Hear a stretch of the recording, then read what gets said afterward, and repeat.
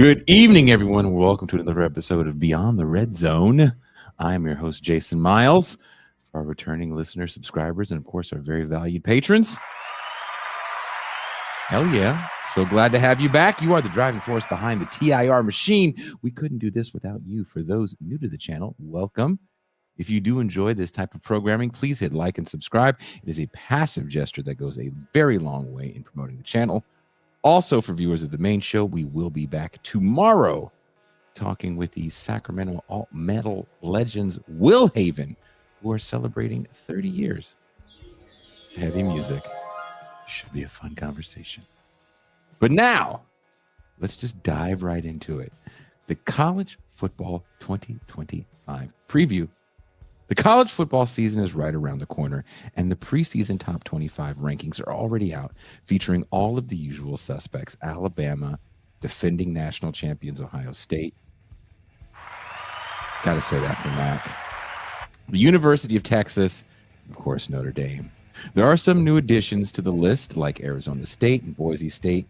While these schools have a history of being competitive, they've never quite been considered perennial powerhouses. With NIL, name, image, likeness, for those that don't know, and conference realignment continuing to shake up the landscape, traditionalists, both fans and pundits, are feeling increasingly uneasy. But despite all the noise, not much has changed at the top. And that comes down to one thing: money. Let's be clear. College athletes have always been paid. It just used to happen in the shadows. Cash-stuffed envelopes from boosters, backdoor deals with agents, or favors facilitated by opportunistic high school coaches. These payments were risky for schools facing scholarship losses and for athletes who could be ruled ineligible. Now, with NIL, those transactions are above board, but not everyone is thrilled. Some coaches have gone so far as to lobby Congress for regulation, trying to limit athlete compensation and restrict player movement. Still, these changes will likely settle into a new normal. The transfer portal has become a chaotic grab bag of talent. Many players bounce from school to school without ever developing fully. That's a real concern. Yet, the 24-hour sports pundit cycle only seems interested in the extremes, the massive successes and the epic failures. Either it's the 28-year-old super senior who just can't catch a break, or it's the Cam Ward types, the zero-star high school recruit, now the #1 overall pick in the 2025 NFL Draft, projected savior of the Tennessee Titans. If Ward follows in the footsteps of the last year's top quarterbacks, Caleb Williams, Jaden Daniels, Bo Nix, Michael Penix, it might solidify a new NFL pipeline. These signal callers are entering the league with years of college experience, brand deals, and media training. They're walking in the door as professionals, less likely to become controversies or flameouts. But what about the schools that aren't legacy programs? The mainstream sports media often tells us to ignore them. They argue for a super conference where only the winners matter. For the underdogs, forget the underdogs. Scrap the bowl games. Who cares what happens when the University of Ohio plays Cal in the Sun Chips Rock Lobster Bowl brought to you by Raytheon? But we should care. Sports talk often echoes neoliberal logic. Only the best survive and the rest don't matter. That language creeps into how we talk about athletes, schools, and success itself. Today, we're diving into the top 25, but we're not here to dismiss the so-called second-tier programs. Because in college football, winning isn't a given. Every year, there are surprises, and that's why we watch these games in the first place, isn't it? To have this conversation with me, I have Ohio State superfan, Magadocious Rex. All right, everybody, since we're already talking about it, Jason and I have a big program about football and the rest of the world coming up this month. Okay? We're going to do it. We're going to have an authoritative voice on the sport join us to learn us up, because I'm still learning about it. All right? And I know the zone and the Mueller transfers to the MLS are big news. I know Mueller went to the Whitecaps.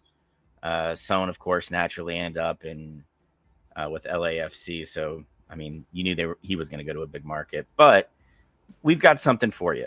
So until then, shut the fuck up, come in, and have fun. We're fine. Right. Look, someone reached out. A person that watches the show reached out and said, "Hey, I know a guy who broke this massive story about Uruguay soccer, about corruption and cover-ups." You saw the email, right, Matt? Oh, yeah. Yeah. So I'm like, oh, yeah, let's make it happen. But it has to be a Saturday. So we're going to be doing a special Saturday show in a couple weeks. So I'm stoked for it because, first of all, you guys can't talk all that crazy shit about us not doing soccer. So. And Chef, no, Bill Belichick isn't coming on. We couldn't get it cleared through his girlfriend. So we're kind of SOL. Did Chef ask for Bill Belichick? No, Chef was like, "Is Bill Belichick coming on?" You know? No, it's a pretty. I guess that's a pretty big show in Uruguay. But the story for our is topic, I want you all to lean back and picture this in your mind. Okay. Been thinking about this for about 2 days. College football right now is like an orgy. Okay. The SEC and the Big Ten, those guys are always at the table, right? They're in one hole or another. They're there. Yeah. Literally. Okay. Sometimes this person who's on the receiving end is like, maybe I want to get a little more exploratory. Maybe I don't want just 2 dicks. I want 4. And then they invite the Big 12 and the ACC. Okay. Now, when you look at a conference like, say, the Sun Belt, they're kind of flashy. Their hog isn't the biggest, but it's kind of thick. So they get their few minutes in there. Right. And then you have the rest of the group of 6 conferences who are just kind of like standing on the wall waiting for their turn, but they never get allowed to come in. Okay. So as we talk about the top 25, realize, okay, that we're going to have the same faces at the end of the season in the playoff. And I'm going to use air quotes around the playoff again, because it's still not a playoff where you win your conference and you get in, which is what a fucking playoff is supposed to be. Conference champs play each other and then they play for a national title. All right. But we still have people picking teams. We have the Big Ten who, as we expand the playoff, is like, no, us and the SEC should get 4 spots each in a 12-team playoff. Yeah. Why? No. And even the SEC is like, dude, that might be a bridge too far. I don't like, I punished myself the other day. I was driving a little earlier in the morning than I usually do. And I heard Colin Cowherd, who is by far the worst person to have a microphone in front of him. Yeah. And keep in mind, we work in the podcast space.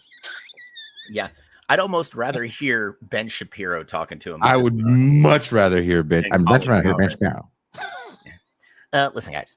All right, socialism's so bad. I'm going to talk really fast and talk over 18-year-olds because I can. Okay, and it makes me seem smart. I went to law school. Okay.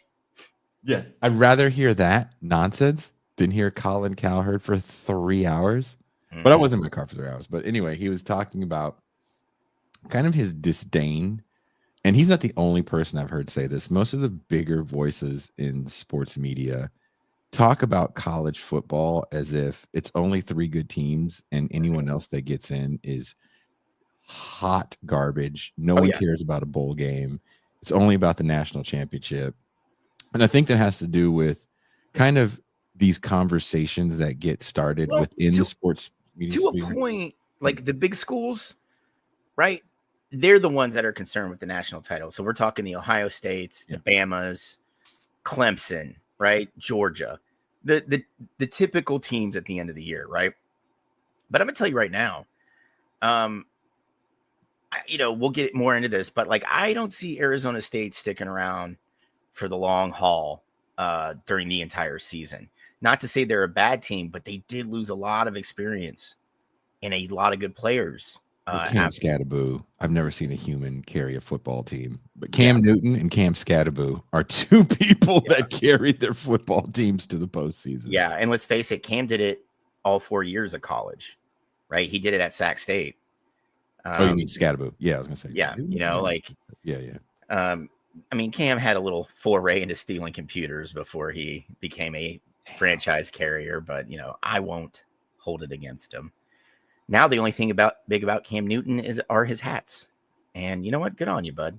Well, his show is sometimes interesting and sometimes infuriating. But Yeah. At least it's honest. Mm-hmm. You know, but like for other schools, like I hate that they try and like you said, you know, oh, they don't give a shit about a bowl game. That's not true. I mean, you might have a player that's like, I'm protecting myself from getting hurt. That's why I will sit out, you know, the whogivesashit.com bowl brought to you by Pop-Tarts. But, you know, you can't blame him for that. This is their chance to make, you know, generational wealth. You know, I wouldn't put that at risk to play in the Pop-Tarts bowl, you know, or the Duke's mayonnaise bowl. You know, but like that's just me. And on top of that, like Claw said something about you want it regional. Those days are over, man. They're not coming back. They never will. Like Jason and I said, last month, get ready for that venture capital / private equity backed super league. It's coming, whether you want it to or not. I think there's some things that still exist, right? Texas is still going to play Oklahoma. Yeah. I mean, if you care, like, look, let's be honest. Most people don't care about Cal Stanford big game. I do. Most people don't care about USC, UCLA. I do. Most people don't care about Oregon State. I do. Do you notice what you're talking about, though? Yeah. You know, it's the West Coast thing. Yeah, I'm not trying to say that to be shitty, because the Civil War, also known as Oregon State, you know, while, like, I mean, let's face it, Oregon is a recent powerhouse. Last 20 years, right? They are not a legacy program, right? Though that game used to be two bad teams that played each other quite often, and the games are always good, right? They only kind of got to be a drag when Oregon became the Oregon we know now, and Oregon State was like, shit, we're in Corvallis and do not have Nike money. So we cannot keep up. But they've had some upsets over the years. Yeah, I mean, because every so often Oregon State puts a season together. Jaquiz Rogers, remember the years he was there? Oh, both Rogers brothers. Yeah. Remember, he and his brother played for that program. You know, but I mean, the thing is, you know, the West Coast schools got shafted because of just. Oh, sorry, Zahir. I didn't know that you were such an Apple Cup fan. I'm sorry I didn't mention Washington Wazoo. But Ohio State still, look, most people want to see Ohio State play Michigan. That's going to be a primetime game. They want to see Penn State, Ohio State, Penn State, Michigan. They want to see Florida and Alabama. They want to see Auburn, Alabama. You're going to still get your regional games, but I mean, the thing is, with this super conference that is coming, that is inevitable. Yeah. They're not going to be regional. Those are just going to be conference games, man. And the thing is, it's a win for this, whoever pitches and funds this super conference, because they're going to be like, look, dude, you still get Florida, Georgia. It's just a conference game now. You know what I mean? Like, it's not an out of conference, you know, it can still be a rivalry game, you know, but it's going to count towards like which one of the super two in whatever form they end up in heads to the playoff.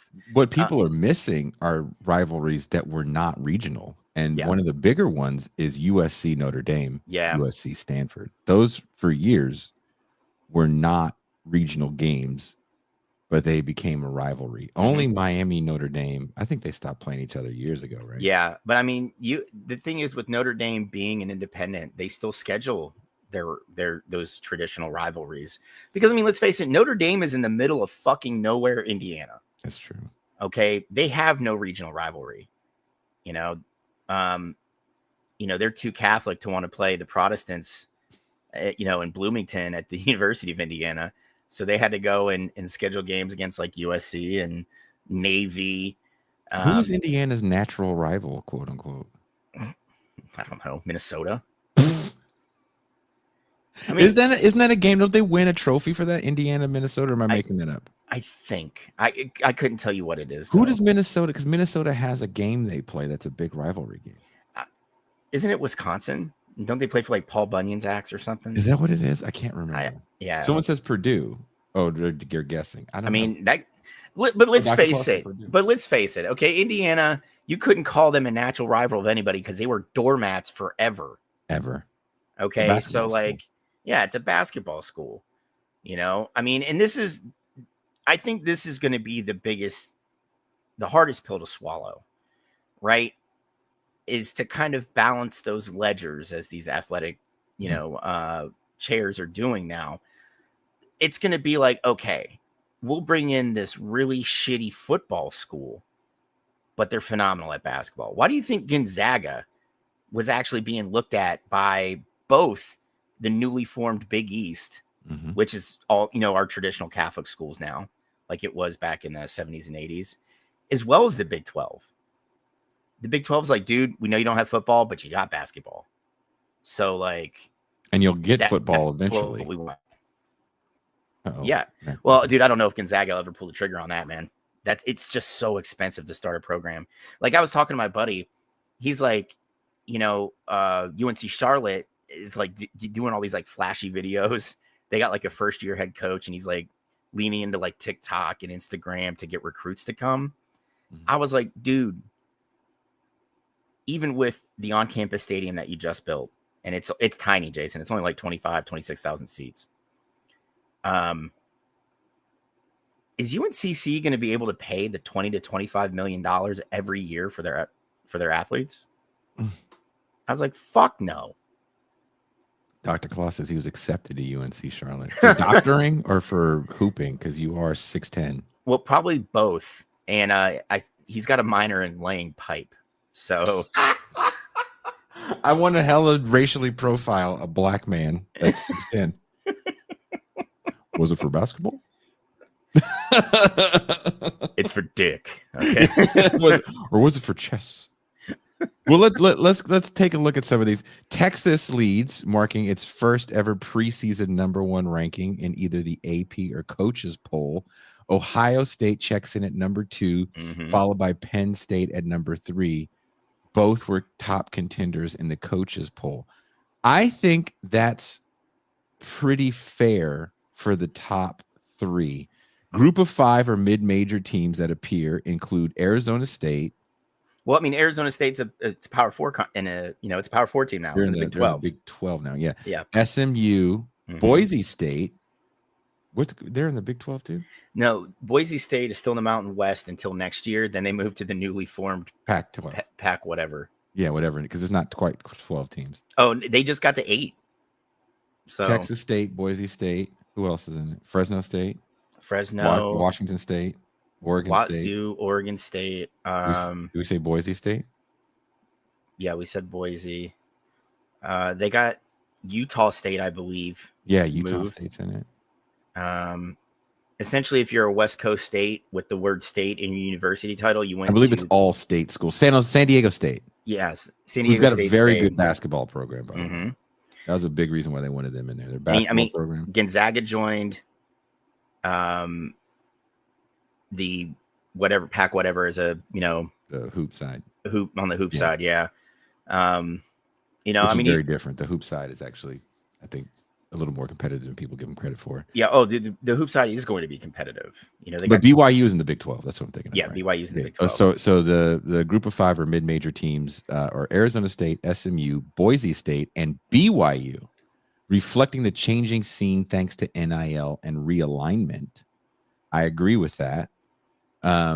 Arizona State, in its first year in the Big 12, surprised everyone by capturing the conference title despite being predicted to finish last and earning its first playoff bid since 2007. So, do you think they can do something with that team? Kenny Dillingham returns with Sam Levitt. Which is Um, it's gonna help, but it's not gonna alleviate the loss of Cam. I think we can all agree on that. The team's gonna be very different.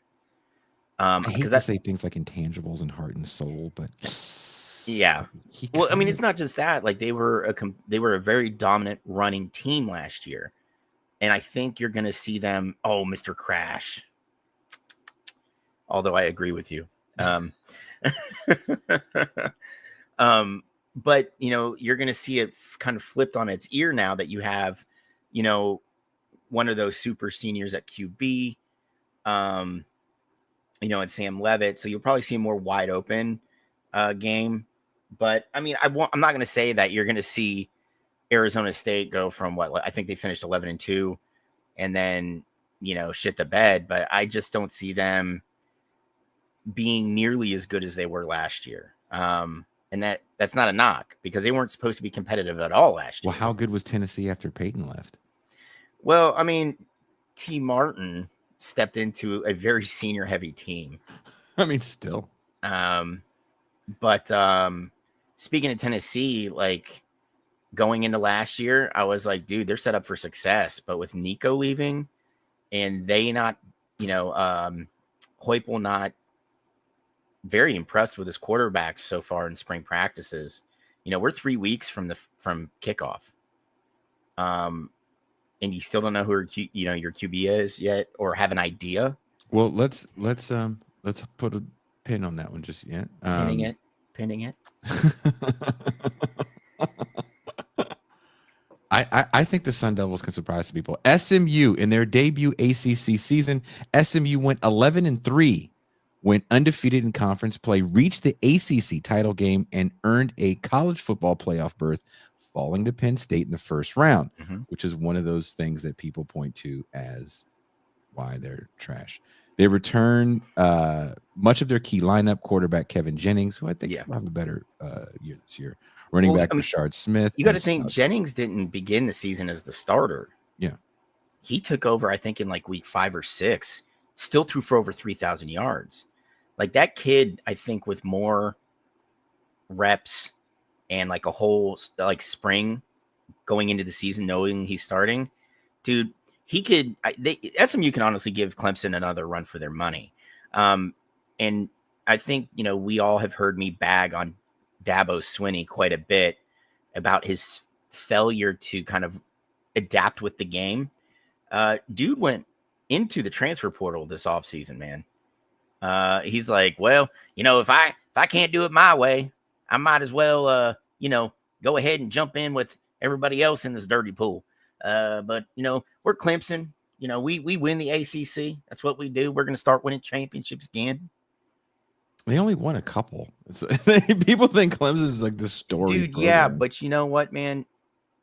Dabo took over for a program that was just kind of beaten down from one of the Bowden kids, Terry. And really the cupboard was bare, and he did a complete turnaround with Clemson.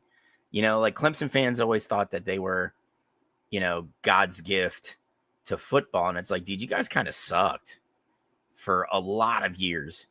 And then they, turned the ACC into their own sandbox. So, I give him a lot of credit for what he was able to do. Now, I think it's asinine that when you see the writing on the wall that, the NIL is going to happen, the transfer portal rules are going to be, the portal's created, the transfer rules are lessened to allow the player more freedom of movement. Why not just lean into that? I don't understand these dudes that think I'm such a good coach, I don't have to change. I'm a Pats fan. Yeah.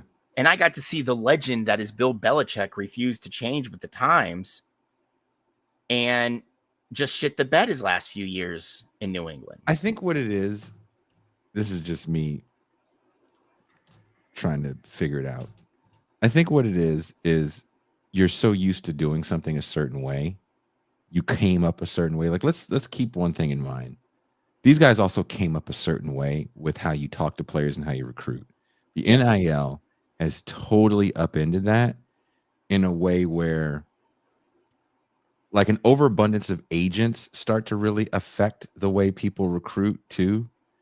So there's difficulty, and Dabo's young enough to kind of come in on that wave. Mm-hmm.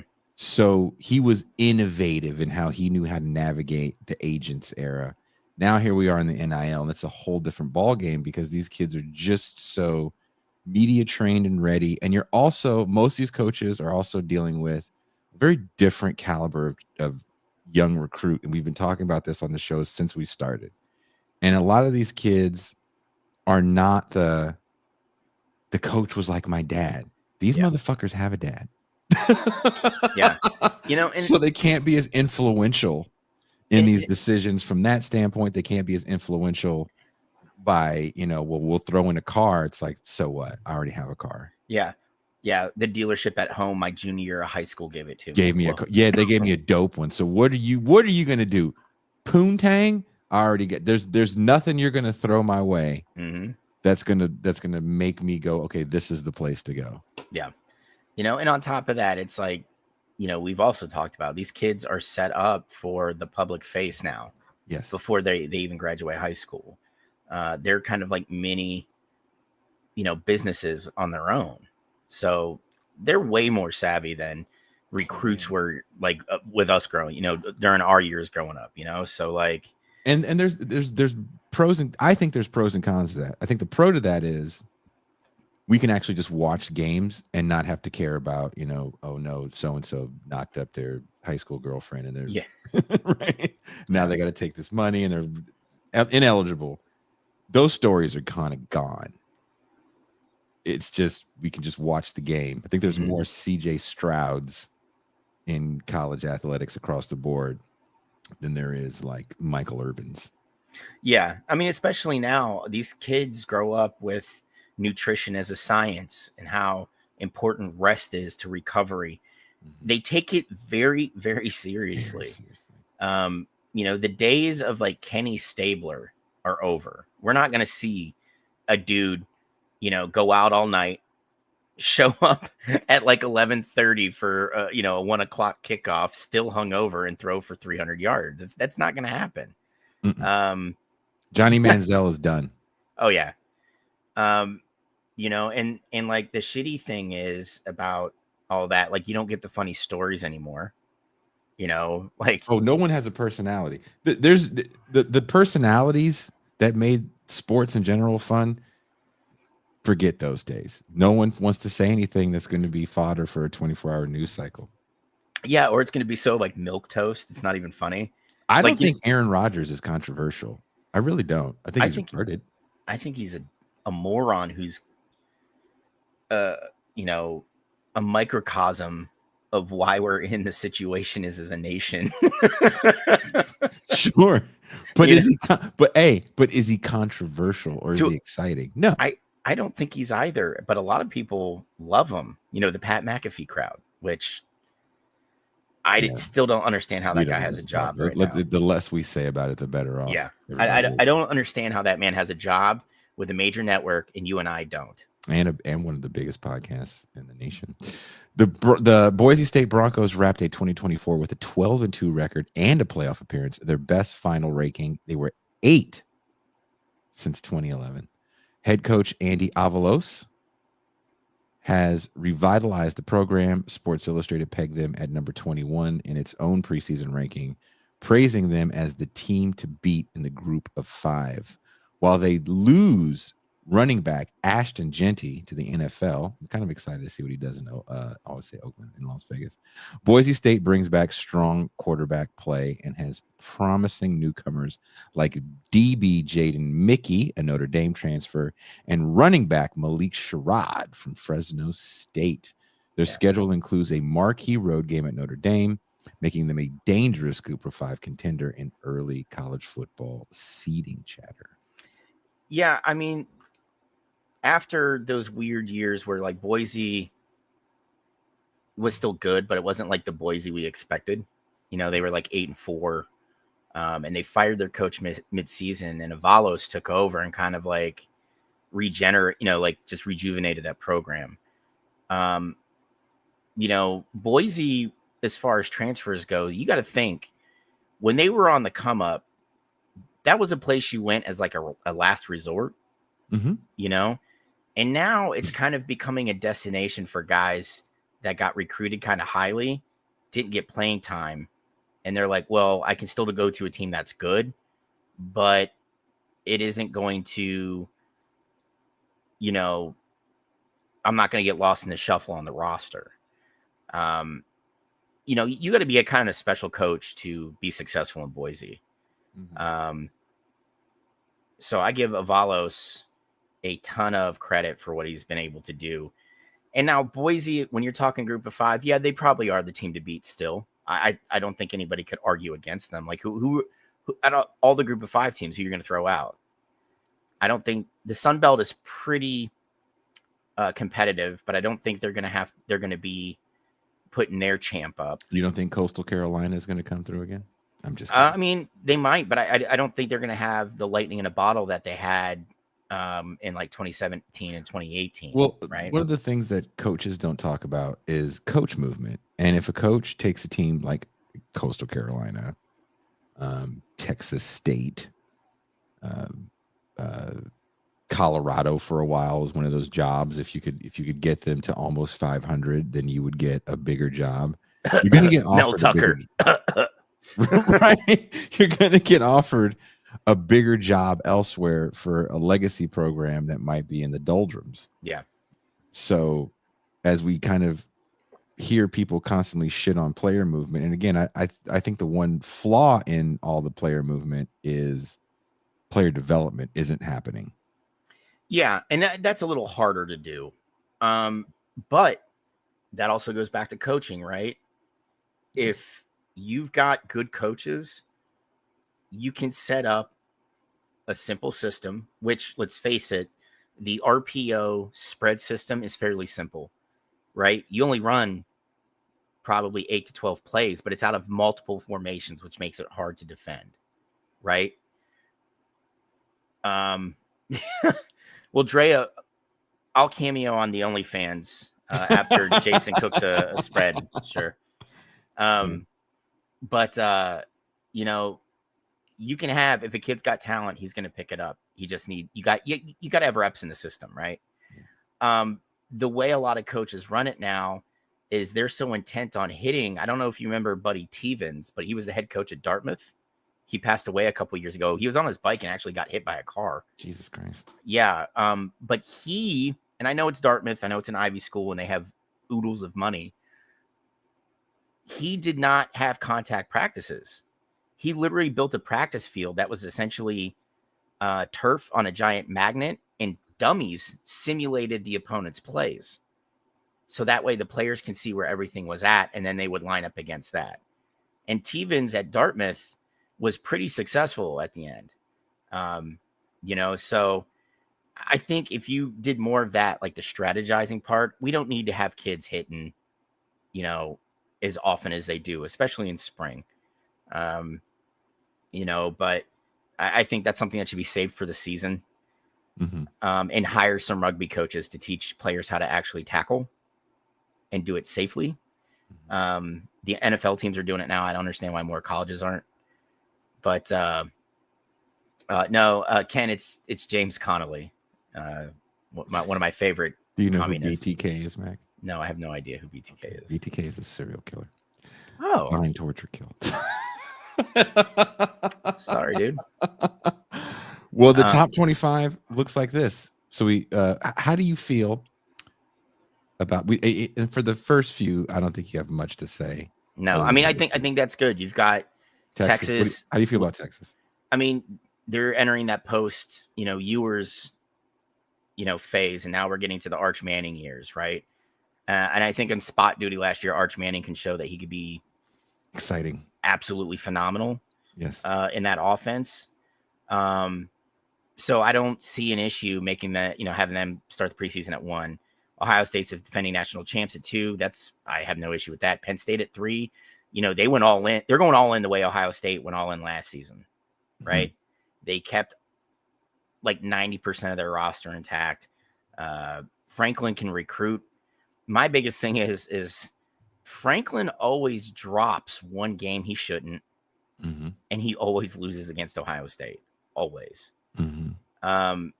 So he always ends up behind the 8 ball going into playoff time, but like maybe he can put it together this year, maybe, and then if Penn State pulls this out, that's 3 seasons in a row that the Big Ten would win the national title. Every SEC fan's head would explode. Just, but, it's, I don't have any issue with the top 3. I think you could put them in any order and that would be okay. And you couldn't really argue against it.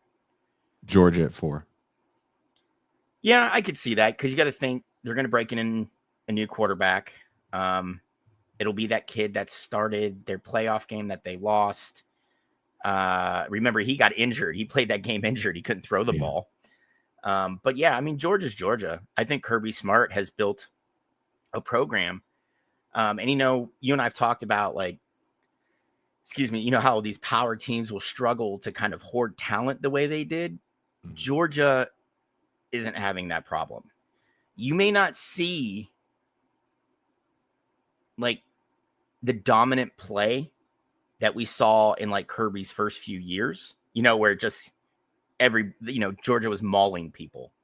But what these kids are doing is they get to start as sophomores and they grow. And by the time they're juniors and seniors, they're mauling people again. So I don't think that's, I don't think that's too high. I mean, Kirby Smart has, and I hate saying this, and you can give me shit about it, Jason. I think they get the benefit of the doubt until they don't anymore. When Kirby Smart, if he slides back to just winning 8-9 games under Mark Richt, go ahead and call me an asshole and tell me I don't know what I'm talking about. But for now, I think Georgia's in a good spot, and they deserve that 4 ranking. Somebody says, friendly reminder that Penn State's coach just covered up sex abuse when it came out and people gave them shit. Penn State fans got all mad and defensive, which is really weird and sick. That happened some time ago, and I don't know what that means about Penn State now. Yeah, everybody's gone from that regime, if I'm not mistaken. Yeah, twice over. Random, you're right. It's gross, and there are still Penn State fans that will ride or die, and for Joe Paterno.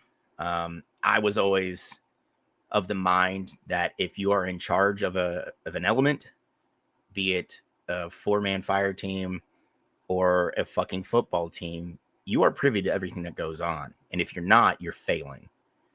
That's kind of your job when you're in charge. So I never bought it that he didn't know. I said the same thing about Jim Jordan and Ohio State wrestling. I don't buy that shit either. No, Snackway, Jim Jordan was at Ohio State. But yeah, man, but Jason's right. There's been a ton of turnover since Paterno's ouster, if you will. And hopefully,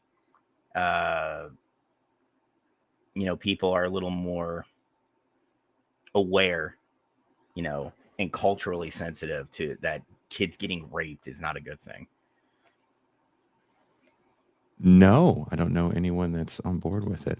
Yeah, I mean, unless they're, never mind. I'm not going there today. Not doing it. We're talking college football. Yeah, let's talk football. Yeah. Those are one of those things that can derail the conversation into a whole different place. Look, everybody's gone from that regime. So, and then at a certain point, you have to ask the question, well, what do you want? I want to know, what do you want? What would make you happy? Would it be a tar and feathering? Would it be lifetime prison sentences? Would it be a firing squad? At a certain point, that doesn't really, I'm like, what is that? Do you have to light a candle every time you play Penn State? What do you want to happen? Because it kind of sounds like forever everyone has to suffer. And no one gets to heal. And once a criminal, always a criminal. And if you've watched this show, if you've heard me talk as someone that's worked with a lot of homeless people, and I'm framing it like this because people like to valorize them, you will work with a lot of sex offenders. So,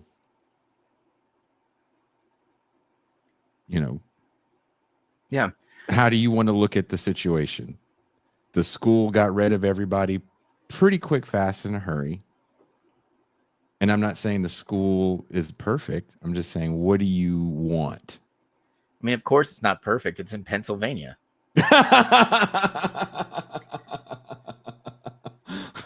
I just want to know what people want from that, because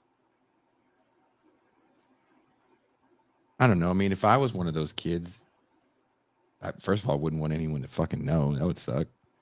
And everybody wants to go on with their life at some point, I think. I mean, I know of people that have been the victims of sexual assault and rape. And that's what they want. It's kind of like, I want justice, and then I want to heal and go on with my life, but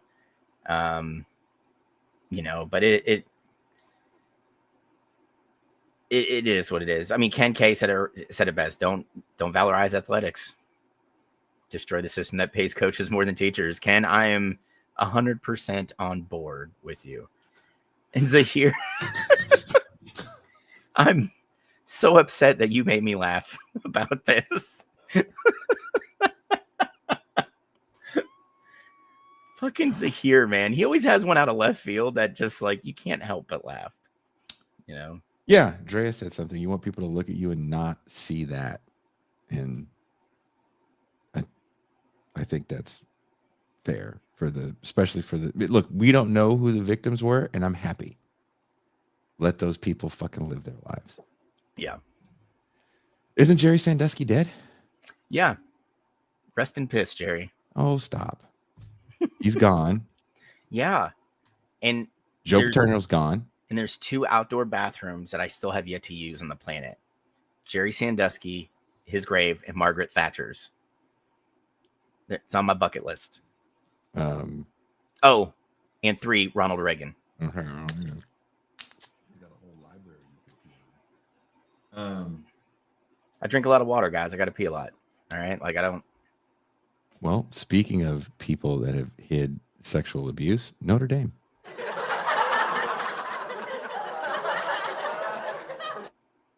I think Marcus Freeman has rebuilt. I think it's safe to say Notre Dame's on very good footing.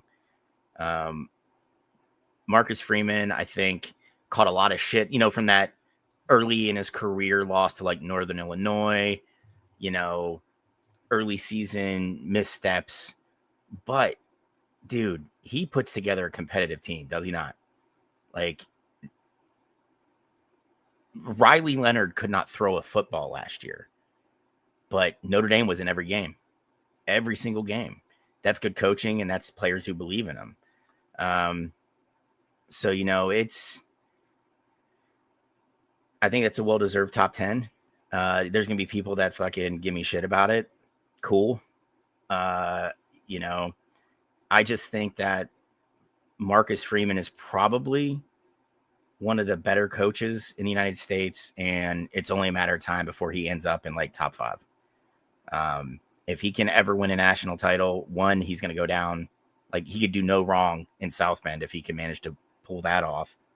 But how he remained, how he's able to recruit, at the level he does while still maintaining, because Notre Dame, whether we like it or not, whether we want to admit it has an effect or not, has ridiculous academic standards. Yeah. Right. And for whatever reason, they're able to do it and Stanford is not. Wow. Fuck. Why you got to look? Don't shit on the University of John. Nobody is shitting on it. Okay. It's the University of John. We don't call it Stanford. It's the University of John. Yeah. Okay. How about it's the University of Elizabeth Holmes? Wow. Chelsea Clinton went there too. Oh, yeah. And so did my good friend Lindsay. So fuck right off. How about the fucking Lindsay U? That's what we'll do. We'll just Lindsay U. It's Lindsay U. There you go. There Lindsay, you're not watching right now, but if you were, we're going to call Stanford Lindsay U. There we go. She won a national championship in volleyball her freshman year. Well, you know what, Lindsay? Congratulations. You should come on the show. I've been wanting to get her on. So there's a picture I found of actually me and Lindsay and Coach Will. Lindsay is the biggest agent in the WNBA right now. Does Lindsay need an assistant?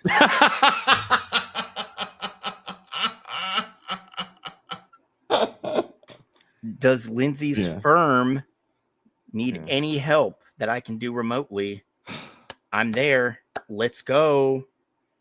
I'm all for the WNBA players right now. I love what they're agitating through their union to do.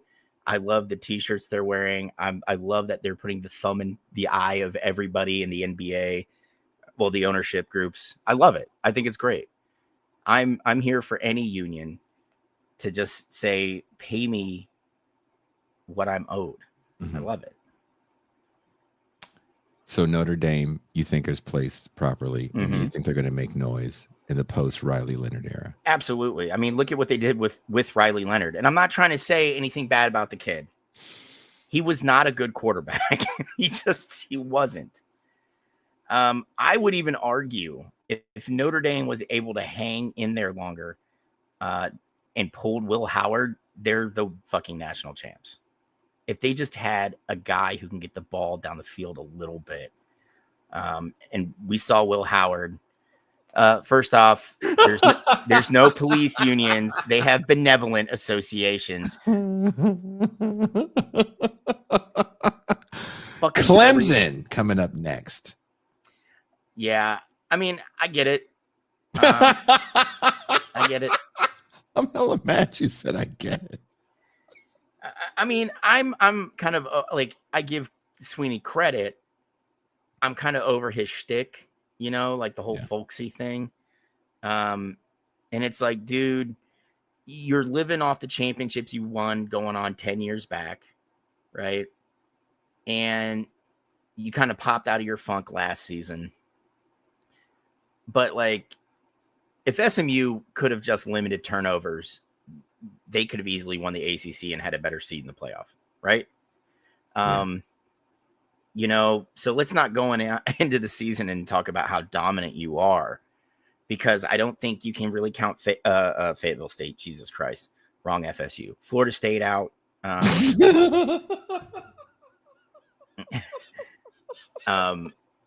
SMU again. I think Clemson's got a good quarterback, though. Yeah, I think that kid's legit. Oh, Klubnik. Yeah. I think Klubnik's legit. I think Klubnik will have a very good season. He was a little rattled early in the year. Yeah, I mean, and this is the thing. Like, we've seen the last 5 years, the Tigers start out so slow. Like, they're trying to figure out what the hell they're supposed to do. Zahir, actually, Fayetteville has two schools, one public in Fayetteville State, an HBCU that's part of the UNC system, and Methodist College, a D3 private school that costs $52,000 a semester. So, Random says Clemson at 6 seems way too high. Preseason rankings are strategic. Yeah. These are, for some reason, Clemson gets lumped in as a legacy program. Again, I'm with Mac. I don't understand why. And that's pretty much what you're looking at in the top 10. You're looking at legacy programs with Oregon being the new exception. They're the new money in the room. And Oregon's coming up next. Yeah, where Ohio State and like Bama and, you know, they're the Vanderbilts. Like, fucking Oregon is like the tech money in 1998. Yeah. Oregon is tech. Just who else would you call tech money? You know, showing up to the party this season. You know who's no, tech just money? in general. Who would you call tech in general? money? Let's see. I mean, shit, dude. I'd even argue Georgia is tech money because they won a title in '83, and then did what for how many years? Fuck all, as you young people say. But Georgia, it's Georgia. They produce good pros, right? Yeah, but for me, you want to be a legacy team. You're winning a title every 10 years or so. Yeah. You're always competitive in your conference. And I hate to say it, Georgia wasn't competitive for a lot of years under Mark Richt. He was going to get you 9 games, but you know where he wasn't going to be? The SEC title game. Damn, that's true. What You know? really changes to me for college recruiting is traveling sports. Yeah. Traveling sports and camps and high school rankings. Once you start getting high school rankings, scouting takes on a whole new form. Oh, yeah. Before, for example, let's take Nebraska, for example, since Prairie Fire's watching. There we go. The high schools in Nebraska would run the same offense as the college. Because if you were a standout in the state or nearby, yeah, you were going to Lincoln, like South Dakota, right? You're going to Lincoln. That's a big time program. You would know the system, and we can plug you in. Yep. Now you're pulling people from all over the country. A lot of it has to do with camps. Look, good quarterbacks did travel. But Troy Aikman, if I'm not mistaken, isn't he from Oklahoma? I don't know, actually. I believe he's from Oklahoma, went to Oklahoma, transferred out to UCLA. Yeah. I'm still trying to figure out how Troy Aikman's high school coaches be like, you're going to love playing in Coach Switzer's offense. Wing T option, not a big deal. We know you run like a fucking 8.340, but it's going to be fine. Damn, you're mean. And it's like, dude, he should have taken his ass to the West Coast as a freshman because those. No, he's from LA. He was born in West Covina. Okay, well, I have no idea what possessed him to go to Oklahoma. Like the West Coast has always had kind of like a forward-looking playbook, so to speak. Yes, like they leaned into the forward pass. They leaned into black people playing quarterback. Yeah, we let them pee where they want. We let them throw the ball. Yeah, hey, we don't care. But like I would have, like, if I'm Aikman's parents. Like, his family did move to Oklahoma, so I was right. Okay. But I would have been like, baby, I don't think Coach Switzer's good for you. Go to California. I know it's big and it's bright and there's whores there. Stay away from them whores. I met a guy super randomly at a restaurant bar here in Rosarito that played college ball with Aikman at UCLA. He was a wide receiver, kick returner on that team. Then he later became a Chippendales dancer. So he's had quite the career progression. Oh, dude, this guy was so interesting. I was like, what? I'm talking to him forever, and he liked John Elway. He said John Elway was a really cool dude. He had ran into Elway over the years. But he said Troy Aikman was a snitch. He said Troy Aikman's the kind of guy that would tell the coach who stayed out and all this other shit. And I was like, no way. You know what? I can see it. Right? You can see that. Yeah. So when you see Aikman now, after the dude told me that, I was like, oh, wow. He really is a fucking snitch. I can see it. He's got the look on his face that's like, I ratted on my brothers and sisters all the time. All the time. All the time. Oh, Tony, I'm sorry. I didn't mean to overlook the 2 whores in Oklahoma. I'm sorry about that. Tony, please apologize to them for me. Nuri says, I bring my dog in from outside to come back to stay away from them whores.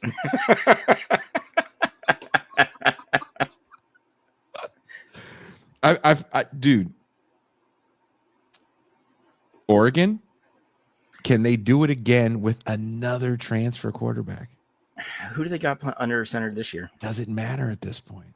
I mean, that's a good point. That's a good point. He's someone that didn't play there last year. Yeah. I mean, here's the thing with Oregon, going from Chip Kelly to, who was the guy that started the Renaissance? It was the Dennis Mike Dixon. was the quarterback. No, No, you mean the Hawaiian guy? No, Mike Antonetti. Wasn't that his name? The coach that really kind of under. Oh, with Joey Harrington was there? Yeah, with Harrington. He's the guy that kind of set the groundwork for everything Oregon is now. You know, they had a couple like weird kind of, like 8-4, 7-5. Do you want to hear who the quarterback is? That's yes, a I do. Freshman on the Oregon roster. Can I tell you a name that's gonna fucking rattle your testicles? Oh, Jesus. Okay. This person's on the roster. They're not the starter. Akili Smith Jr. No fucking way. Who is a freshman. Listen to these Bellotti. measurables. Thank you, Ayatollah. Thank you. It was Mike Bellotti. Listen to these measurables. 6'5", 231 pounds. That's a big boy. Wow. We're already there. Akili Smith Jr. has to atone for the sins of the father. You know what, man? I'm an Oregon fan. I'm so glad I got that Ducks hoodie for $5 at the Tianguis. I mean, the thing is I think you brought up a good point, though. Like, does it matter? Right? Like, they've developed such a machine. Yeah. To where they can plug and play guys into that system, and they're very successful going forward. The head coach they have now, he's a young dude. Why can't I remember his name? The head coach now? Yeah. It's pulling up the wrong thing. It's the guy from Miami, right? No. They've been through so many coaches. Ayatollah, no, that's yeah. Ayatollah, help us out here. The current coach of the Oregon Ducks, one of the best dressed teams in the NCAA. Oh, by far. But Akili Smith Jr. Come on, dude. Yeah. I mean, and the thing is Dan Lanning. Thank you, Ayatollah. Coming in the clutch again. Lanning has built a machine up there. Machine. And he, good Lord, Drea. No, she said you should train my son. He's 6'4", 215. Where are these kids? How old is your son? Yeah. How old is your son? If your son is high school age, then send them to Mac's place. Let's make some money off Drea's. I'm going to find a big side of beef that Drea's kid's just going to sit there and punch. We're going to kick it Rocky style. We just train. We're not kidding, Drea. We'll fucking train your kid. But no, Lanning's done a great job. I think he's a phenomenal recruiter. The players love him because like dudes come from all the way across the country to play for him. Nobody in this starting roster. I'm looking at their roster right now. They have 2 sophomores and 2 freshmen at quarterback. 3 sophomores and 2 freshmen. Yeah, Brock Thomas isn't starting, right? It's I mean, he probably won't make a decision until next week because they're still in the middle of spring practices. I mean, Ryan Day hasn't even called the Ohio State QB position for Sayan or Keinholt yet. So, and the thing is, it's like Oregon is remarkably consistent with how they play. But the issue I always gets me, like, you watch that Ohio State Michigan game from the regular season. And that was a close thing. Right. But there's always games where Oregon struggles. And it's typically against teams that have really big players in their defensive front. Because they don't recruit like massive offensive linemen. They recruit very athletic and fast offensive linemen. And that can come and bite you in the ass when you play teams like Georgia, Michigan, Ohio State. But I think Oregon's set up to be successful in the Big Ten. I think last year showed that. And anybody who argues against it, it's like, dude, what were you watching last year? Lanning's got them set up to be competitive. And I say that, and like, I'm not trying to knock Washington, right? But they go into their first year in the Big Ten with a brand new head coach, trying to install his system, his team culture. You don't want to be going into the Big Ten trying to get that done and then trying to play in the Big Ten. You know what I mean? Like, granted, I didn't think Kalen DeBoer would stay in Washington, I knew a big program was going to go out and swoop them up. But I think Oregon set up way more success than their West Coast brethren that joined the Big Ten. After Oregon, we have Alabama. Dude, this is what kills me. People are going to sit here and shit on Kalen DeBoer. All that guy does is win at every single level, right? He's going into year 2. I'm just like, dude, Alabama's fine. Just because you don't have a Nick Saban type guy. That's what kind of killed me. Like after the game, DeBoer was pretty chill. After a loss, he was like really chill about it. And all these Alabama fans were like, why isn't he like burning down the training room? And it's like, why? What's the point? You lost. You process. You get ready for next week. That's called being an adult, a leader of young men, And on top of that, his offensive system especially, is notoriously hard to kind of digest after 1 year. Going into year 2, though, dude, don't be surprised if Bama's Bama again. Well, we'll see also if that complicated system helps. What was the quarterback's name that played at Alabama last year that went to That'd the be NFL? Jalen Hurts. No, that is... Or not Jalen Hurts. They all don't look alike, Mac. I know. Jalen Milroe. Jalen Milroe. Yeah. Yeah, I get it. After Alabama, we have LSU. They have a returning quarterback. Yeah, Nussmeier, and he's probably going to be the number 1 overall pick, too, in the NFL after the season. We'll see. He's never really blown me away. Yeah, but you know what? He's going into his junior year, and as much as I love Ohio State, as much as I love our ability to make wide receivers, you know who does it just as good, if not better? LSU. Now, yeah. But is their moment over? I mean, here's the thing. If LSU gets in the playoff, I think Brian Kelly keeps his job. If he doesn't, I think they get the big money boosters and send him packing. Brian Kelly is really good. Brian Kelly to me is like, what's that white boy's name that plays quarterback that gets all the money? Can't stay healthy. The white boy. You like that? Oh, Kirk Cousins. I can't think of names right now. I'm so sorry. Kirk Cousins. He's Kirk Cousins of coaching. Dude. He'll take a pretty decent team to be about the same. Mm-hmm. Everyone will be excited about him. He'll walk around like Bill Belichick, and you're like, but where's your titles? Yeah. You weren't brought here to make us good. You're one of those guys that come into a legacy program to just win titles. That's your job. Yeah. And the thing is, it's like, bro hasn't won anything when you really think about it. It's a Jerry Jones. The white boy, Jerry. I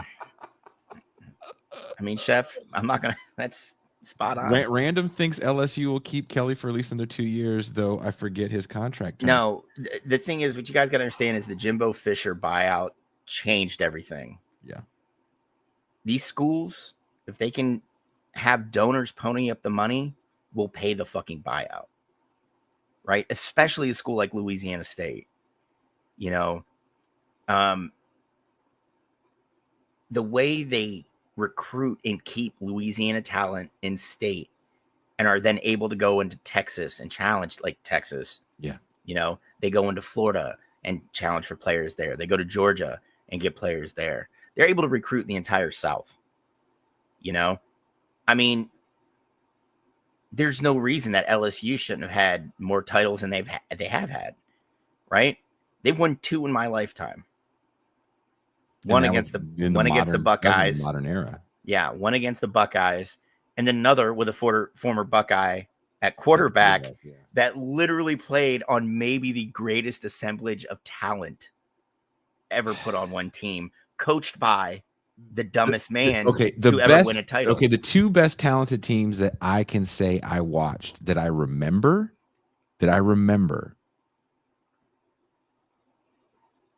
Was was it 2002 Miami that loses to Ohio State? Yeah.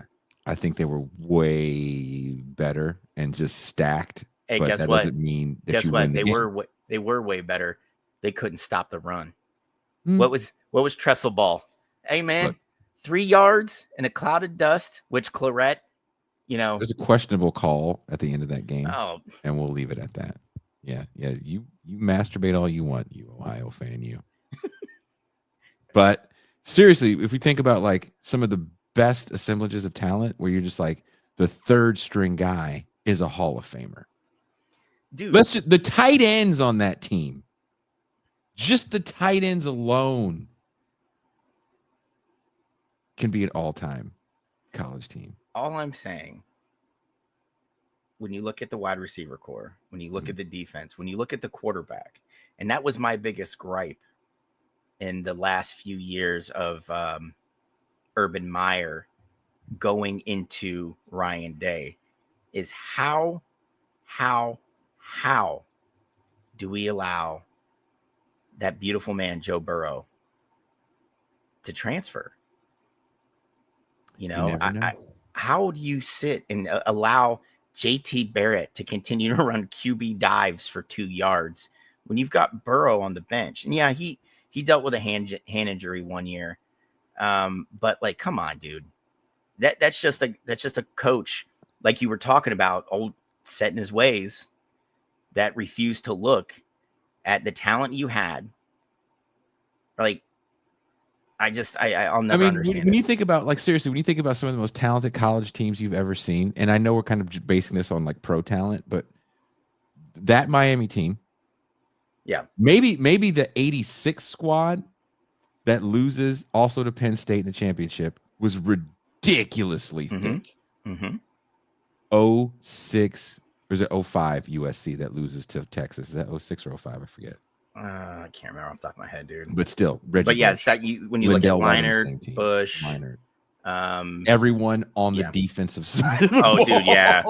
Literally everyone on the defensive side of the ball, the offensive line, and the backups.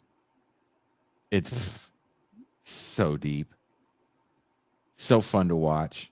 Dude, it was. I mean, LSU or USC had that run of what, like 3 years, where it was just like, how are you getting these guys? And one leaves for the NFL, and the next dude up is just as good, if not better. It wasn't fair. No. Carson Palmer to Matt Leinart to Mark Sanchez. Say what you will about Mark Sanchez, 2 AFC championships in his first 2 years with a mediocre coach. Butt fumble. Look, man, I refuse to call it that because he bumped into somebody, and people love to say it was a butt fumble. Look, you sound like Colin Cowherd right now. Oh, is that where you want to go? You want to go to Cowherd? Just go to Colin then. Go to Colin. Go to Colin. You want cut? Is that what you want?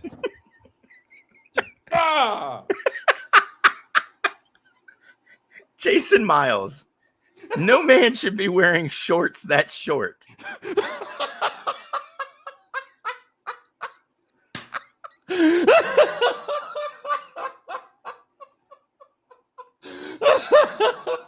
I think I saw your prostate. That's how.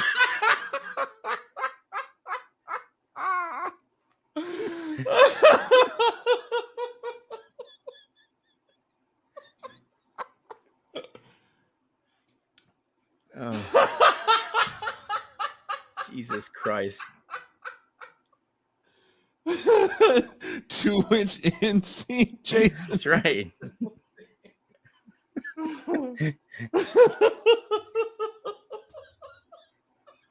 Yeah, but random. He's wearing 2-inch inseam shorts and a beanie. Like, what the fuck? Chef said that was either Jason's prostate or a hernia. Either way, we all win.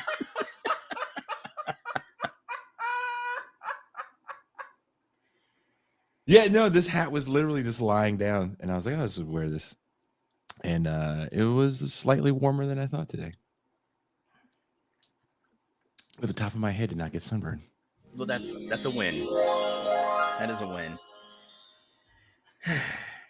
All right, so who's after LSU?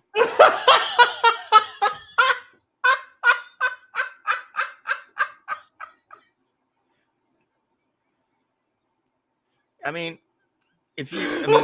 we're at the age where we have to worry about our boners, and you're really restricting blood flow down there where it starts that tight.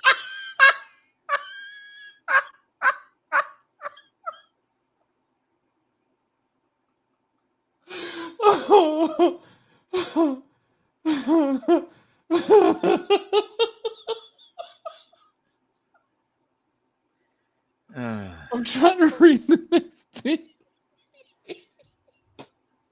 Someone said Miami. Miami is the next team, yeah. Dude. Carson Beck. Yeah. Is he the truth? Carson Beck, I think everybody is watching to see if he's going to be the number one guy because everyone wanted to anoint him until he hurt himself. What do you think?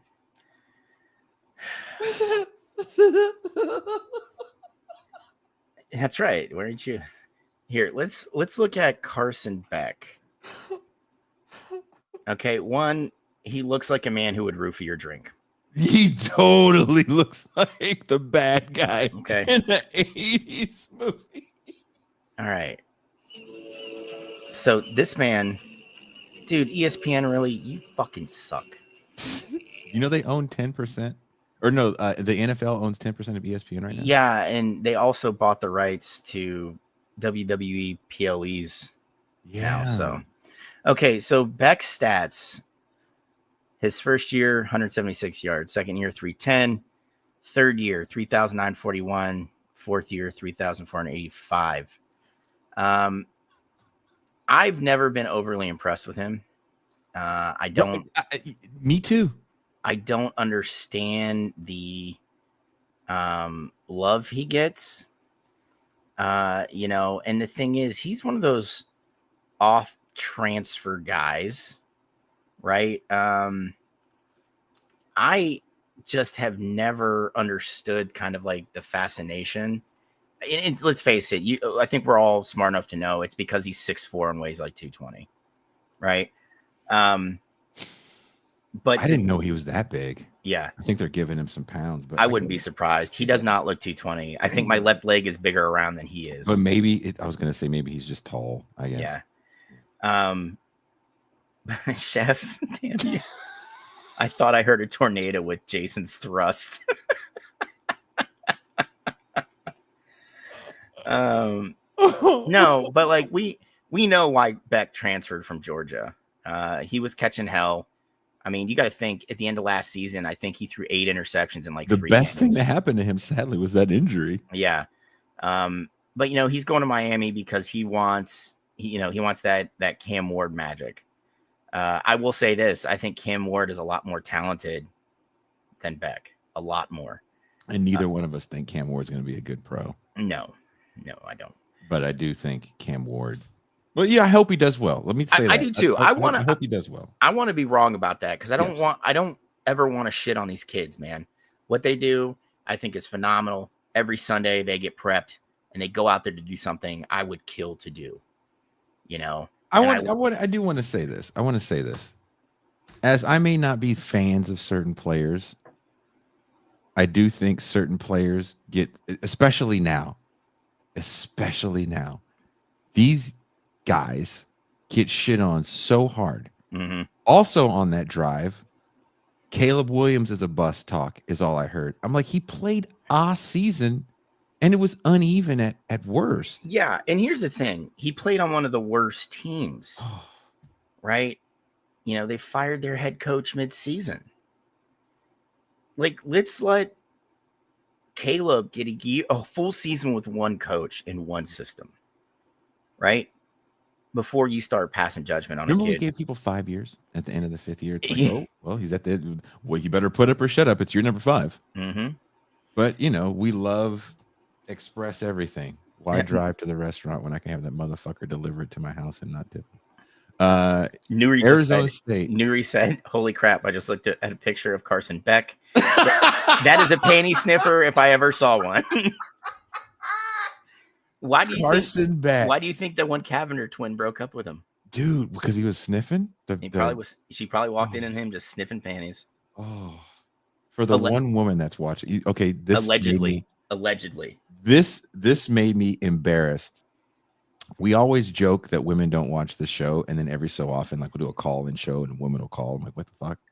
Or someone like Drea, that's always a part of the chat and stuff, joins us for movie nights. I got a message. Someone was like, "Hey, love the show. Been watching it for years." My first instinct was like, "Oh my god, thank you so much," and then I was like, "Oh my god." Yeah. Do you watch on Wednesdays? Yeah. Oof. Yeah, I told Drea she's a white man until I see her in person. Everyone is a white man until I see you in person. All right, so who's next? Arizona State. Arizona State. I think, I kind of covered it. I want them to be successful only because what a great fucking story if they can end in the top 5. And Dillingham's a fun coach, man. Right? Like you could tell his players are having a good time out there. Kush. You'll be streaming your own crime. But yeah, I think there's going to be a drop off. I would love to be wrong about this. I think the Big 12 is kind of wide open right now. Yeah. Right. Yeah. I don't think Colorado's set up to be the next champ. I'm really excited to see what Dion can do post surgery and post Shador and Travis Hunter leaving, because those two kids are two of probably the most fun athletes I've seen it since the Reggie Bush years. Yeah, and let's face it, they did everything for that team. Everything. Right? Those were the two pillars of that team. Everything else was average at best, including Dion's other kid. But if Dion, I hate to say this, but he's not a good X's and O's guy. You got to surround yourself with good X's and O's guys. Yes. You have to, if you are not it, right? If Dion's going to lean into the more CEO role, that's okay. A lot of coaches are doing that now, but they also have phenomenal assistant coaches that cover down for their lack of like prep. I haven't seen that from Dion, right? Yeah. I don't want Colorado, I don't want Colorado to just fall on its face and go back to being what it was before Mel Tucker got there, right? Like 1 or 2 wins this season and just absolute dog shit. It'll really show people how good those two young men were. Yeah. Like those two young men are, how many times we talk about Shador doing things that seemed unreal with pinpoint accuracy? Well, I'm going to be watching the Browns' first preseason game because Shador's getting the start. So, and I understand he's not going to be really playing with the ones because they rarely, if ever, play the first preseason game. Mm-hmm. But, I'm interested to see what he does.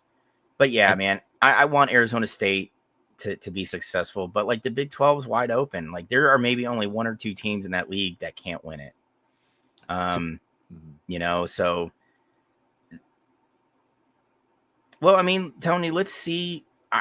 I think Cam could probably carve out a good career. He catches the ball well out of the backfield. The best running back out of that running back class. Yeah, and he could be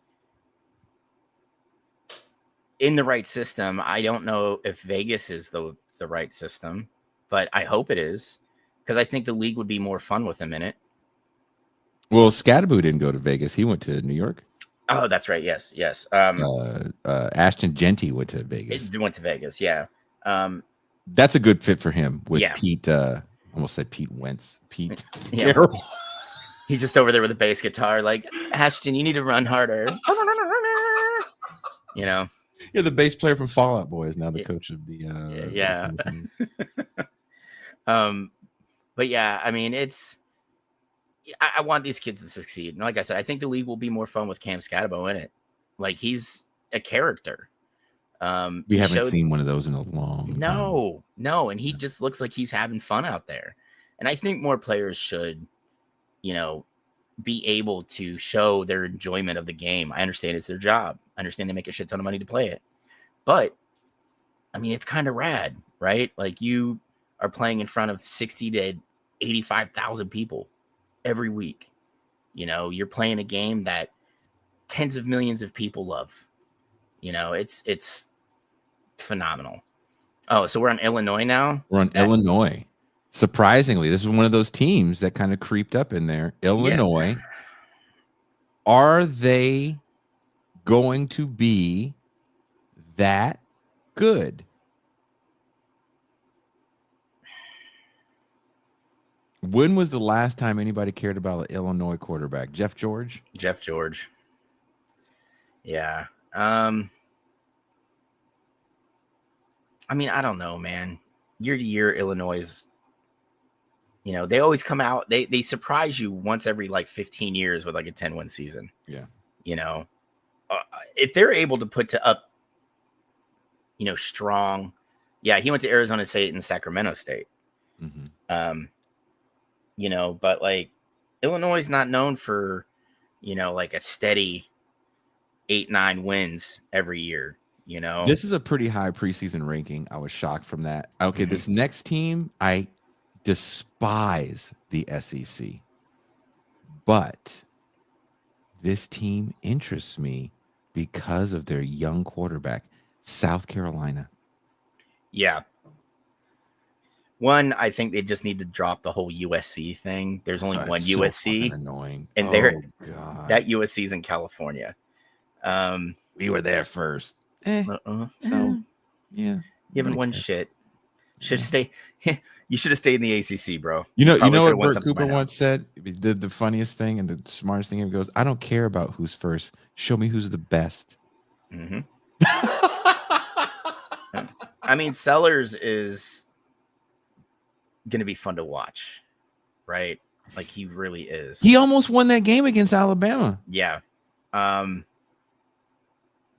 But dude, how is every time they're ranked like this high in the preseason, the wheels fall off, man. Off the bus. It does not go round and round. No. You know, I don't see it, man. I love Sellers. You know, I can see them being like 8 or 9 wins, you know, bottom of the top 25 at the end of the season. But like borderline playoff team, nah, bro. Nah. You know, Nuri said something pretty interesting, and I want to know if you're down to do it. He said we should watch a game real time, and we can do it the same way we do movie night. I'm down. I'm serious. Dude, let's fucking go. But dude, you have to do it because I don't have the thing here. I can do that. I can do that. I have YouTube TV.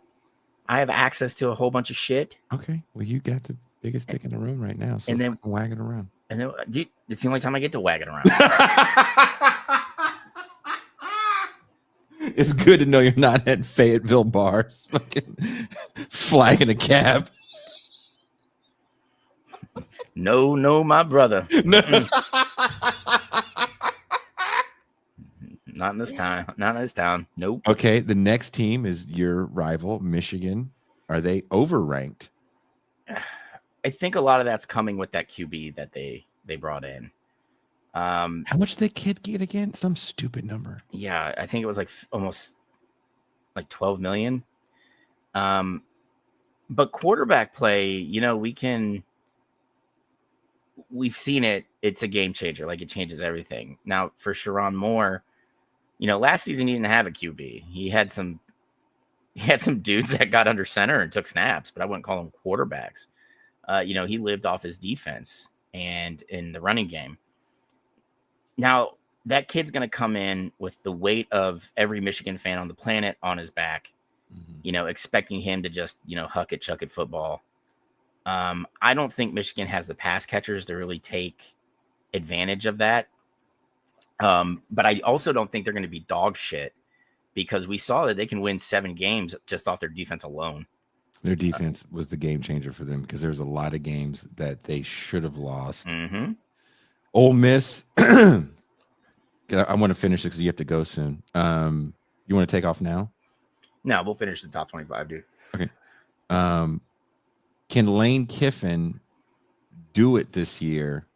Can he beat Alabama? Here's the question. Can they beat Alabama? Because I think a win against Alabama would skyrocket them in the ranks. Mm-hmm. And can they finish the season in the top 8? No. Okay. Lane Kiffin always drops the ball in one game or another. Fair. Right? Like he did it when he was at FAU, when he was just running through Conference USA, and then he would like trip up against like FIU. Mm-hmm. Right? Like there's always one game that he's the smartest guy in the room and he outthinks himself and they fuck it up. You know, he's stockpiling talent down there. You know,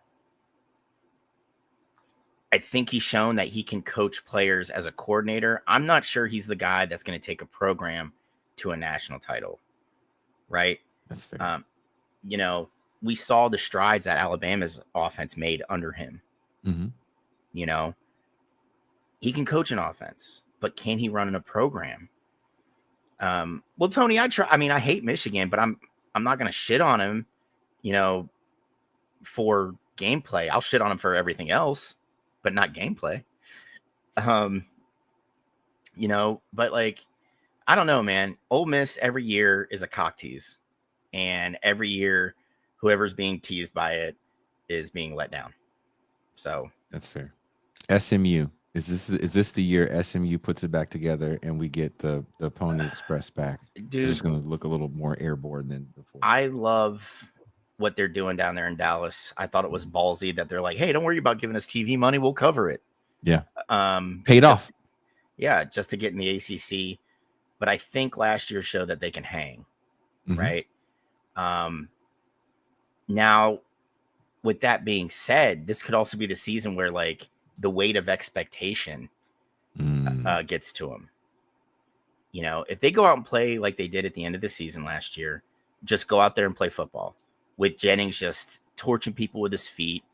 You know, he's pretty accurate. I mean, I don't know if he's got the strongest arm, but he puts the ball where it needs to be so SMU's playmakers can make plays, which I give a lot of credit for. I think SMU's defense really needs to tighten up, especially when you get into the playoff, because first round, where are you at, Jason? You're playing at a home field, probably in cold weather, right?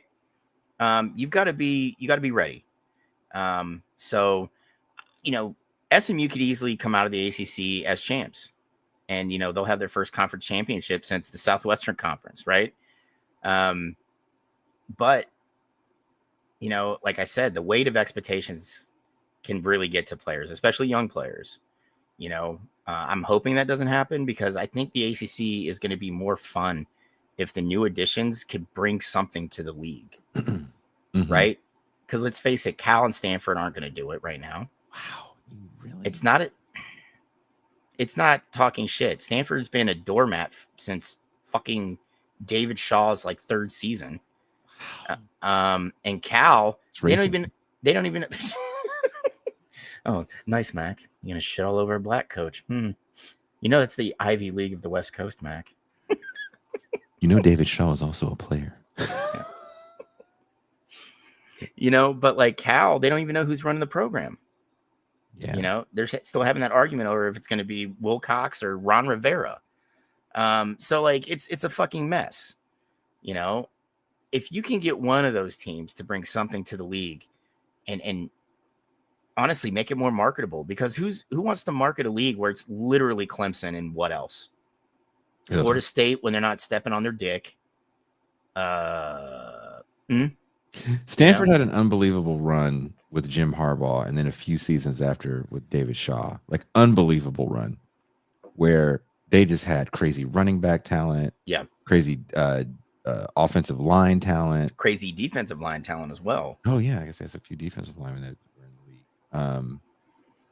Of course, Richard Sherman was on the Tavita Pritchard team, I think. You know, but like I got into this discussion with like one of my old lieutenants who he's a Stanford grad. Oh, wow. Shaw did that with a lot of Harbaugh's players. Yes. It wasn't anything he brought into the program. No. And when you took Harbaugh's players out of that equation, it's like Stanford turned back into a pumpkin. You know, like is that a bit overly simplistic? Absolutely, but it's true. I mean, it's hard to recruit, like you said with Notre Dame.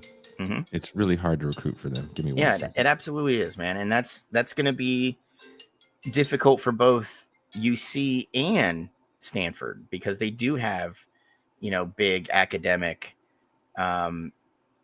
requirements. But, that's the name of the game. You get paid to recruit players to put your team in the best position to win, and I get it. Like getting these kids, they get to go to a bowl game, they'll get the swag, they get the experience. That's cool. But a lot of these kids, they want the conference championship. They want to get to the playoff. They want all these things, so, well, I don't know if it's his new girlfriend, Drea. It might be the woman who owns the shorts he's wearing and she wants them back. But like, I think SMU has a great chance to kind of just shake up the ACC and, do something different, have a new power, so to speak, in the ACC. Hold on, guys. I'm pulling up the top 25. Okay. So 17, we got Florida. I think that all depends on DJ Lagway. If they can get good quarterback play out of him, something Florida hasn't had for a while now, that could be a good team. It is Florida. Billy Napier's kind of on the hot seat. He really saved his job at the end of last season, pulling off those wins.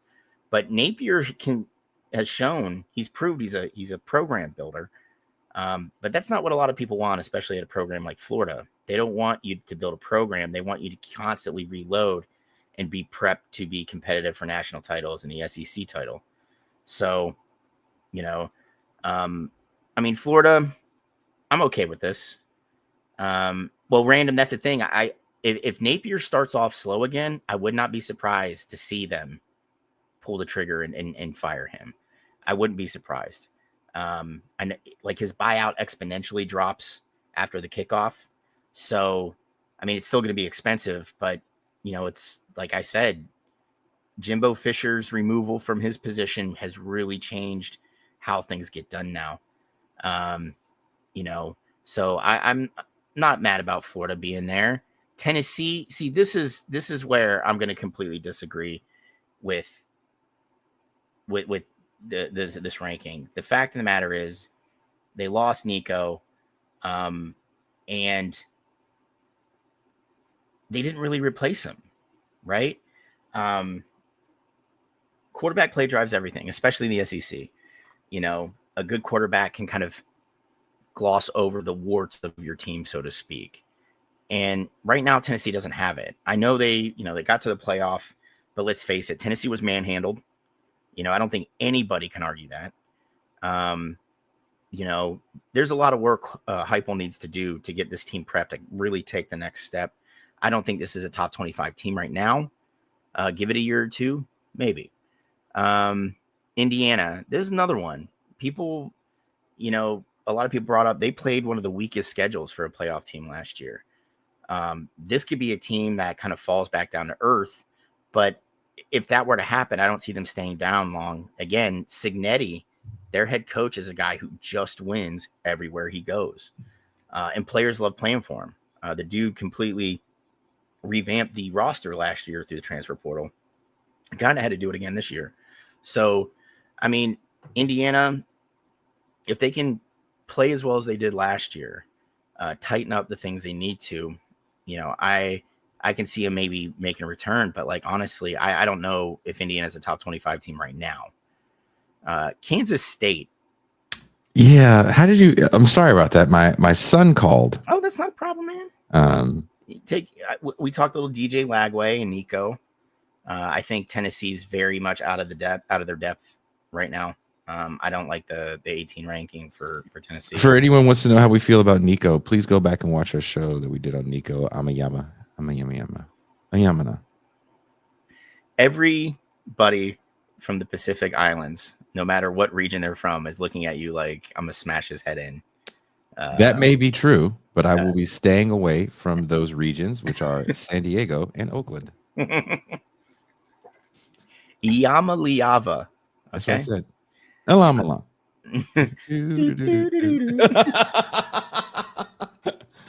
I hope that kid balls the fuck out. I was pleasantly surprised with Coach Foster last year. Were you? Yes. For a dude who had, like, let's face it, he wasn't even the top 5 choices. Yeah. To take over that program. And I think he really stepped up into it. And he also leaned into the challenges of coaching at UCLA. Yes. People are like, it's in LA. It's in LA, bro. It should be just fine. It's LA. Isn't he from there? Because he went to UCLA. Yeah, he went to UCLA. He's from he balled at UCLA. Yeah, right. But UCLA isn't what I would call, and allow me to put this as nicely as I can. Mm-hmm. They're not what you would call big supporters of their athletic programs. Just basketball. Right? And it's a very rough place to get players to come to, not because of the area it's in. That's a great area. But because of that lack of support. So Foster's got to do a complete rebuild there. And him being able to pull off what he did last year, I think is good. And then pulling in Nico, Nico coming home. Yeah. With his brother. Which I thought was crazy. We'll see. Yeah. I mean, Nico's only like a year and a half older than his brother. So it's like, bro, you're going to be sitting a while. That's the thing. Does Nico ball out at UCLA? UCLA finishes the year top 15 and then just go straight to the league? Because he should be 3 years out, right? I mean, yeah, this will be his 3rd year. Yeah, so he can get drafted. I don't know. If I'm him, I don't know if I'd go. Because if he transfers to another school, I don't know if it's going to be real good for him. Yeah, I just don't know if leaving after this season would be good. I think he needs a little more seasoning. And on top of that, you know what he needs? A fucking burger. That boy is skinny as shit. Okay. What is now? 6'4", 6'5"? Yeah, and he's whip it thin, man. I don't understand how he's able to get the torque on the football to get it like 70 yards downfield. Kid's got it. Dude, I like his game. I do too. But he needs the prep, and that includes probably putting on 20 pounds of muscle. But Kansas State, man, this is weird for me, right? Because Chris Kleeman, I don't know if you guys know where he comes from. He just wins national championships at the FCS level. And he's kind of picked up where Bill Snyder left off, Like, I don't get the best athletes. Yeah. Good team. But guess what I can do? I can run together 10 wins. Every 5 years. Well, I mean, dude, he routinely puts up between 8 and 10, man. He has that team prepped to win. Whether they have the physical ability to get over is another thing. But, like I said, the Big 12's wide open. I would not be surprised to see Kansas State win it. I wouldn't be surprised to see Arizona State win it. There's only 2 teams in the Big 12 that I would be very surprised to come out and win it. And I hate saying this because one's in Ohio, Cincinnati, and the other is fucking Central Florida because that place is a dumpster fire right now. Wow. So Jeffrey Maxwell just came in. Look at this. News out of Baton Rouge. OL is horrendous. Offensive line is horrendous. Can't run block, can't pass block. Shit show circus. First of all, thank you for commenting, Jeffrey Maxwell. I have no idea who you are. But thank you for being here. Thank you for being here. Has Random come on before? I don't know, maybe once or twice, but Random, thank you for coming here. All these new people, thank you for coming on and hanging with us and talking a little college football. I love the passion people have for their regions and their schools, sometimes their alumni. I love it. I'm here for it. Okay, so Iowa State, can we just... I was just about that. Well, you skipped Texas A&M, so you're just like, fuck them. Okay, Mike Elko did something last year. I don't know. I don't think that's a top 25 team. They can sit there and keep writing checks and keep bringing in 5-star linemen, but until you start coaching these guys and winning football games, stop talking to me. Fuck you and your 12th man. Oh, all right? My God. Did you spend some time in College Station? No. There's only 2 places in the state of Texas I would step foot in. Austin. El Paso. in fucking San Antonio. Okay, not El Paso. No. I love El Paso. You can love it all day long. You can Anyone love it enough for both of us. that is a Texas person, let's go to El Paso. Chico's Tacos on me. Random says Texas A&M can eat a dick. You and Random, really? Dude, what happened to you guys in College Station? Dude, it's because even growing up, everybody's like, it's A&M. Who gives a shit? You've done nothing. You've done nothing. Your whole claim to fame is the Corps Cadets. Oh, great. So everybody could be a military officer? Who gives a shit? You know? The only thing that you should be known for, football-wise, in the last 35 years is the fact that you sued the Seattle Seahawks over the 12th man fucking thing.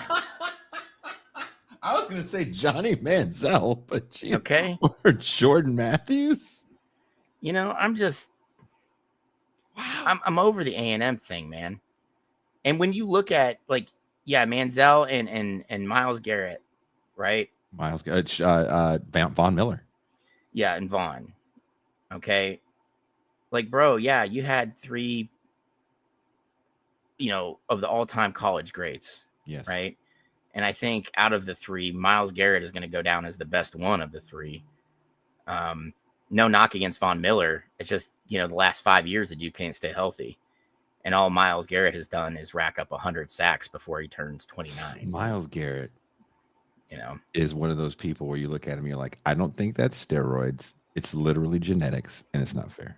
Dude, yeah, it's like Aaron Donald. That man was Aaron Donald. Aaron Donald check his pee, but yeah.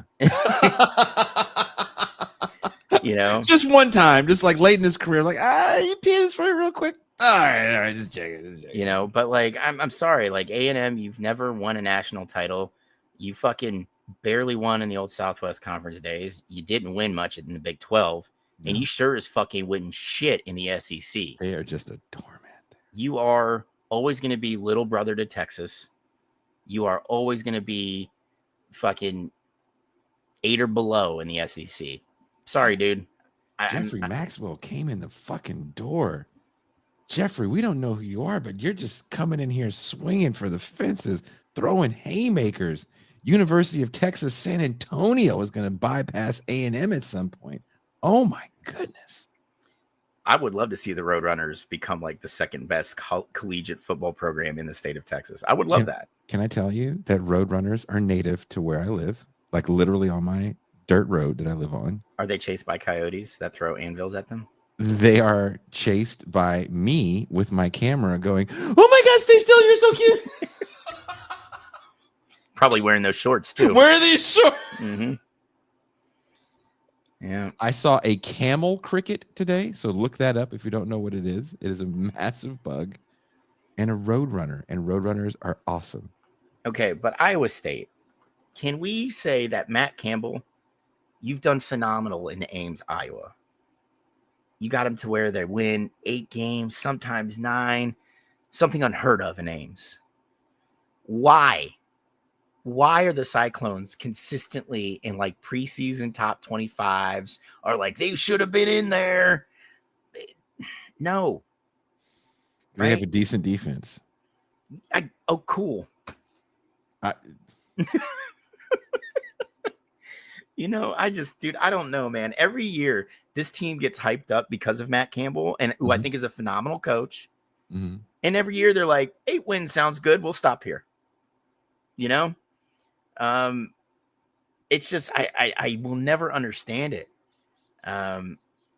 Well, Sentinel, there's a lot of places. There's a lot of new names. Shout out to the new names. There's a lot of things I could go after Texas A&M for. Jeffrey Maxwell again.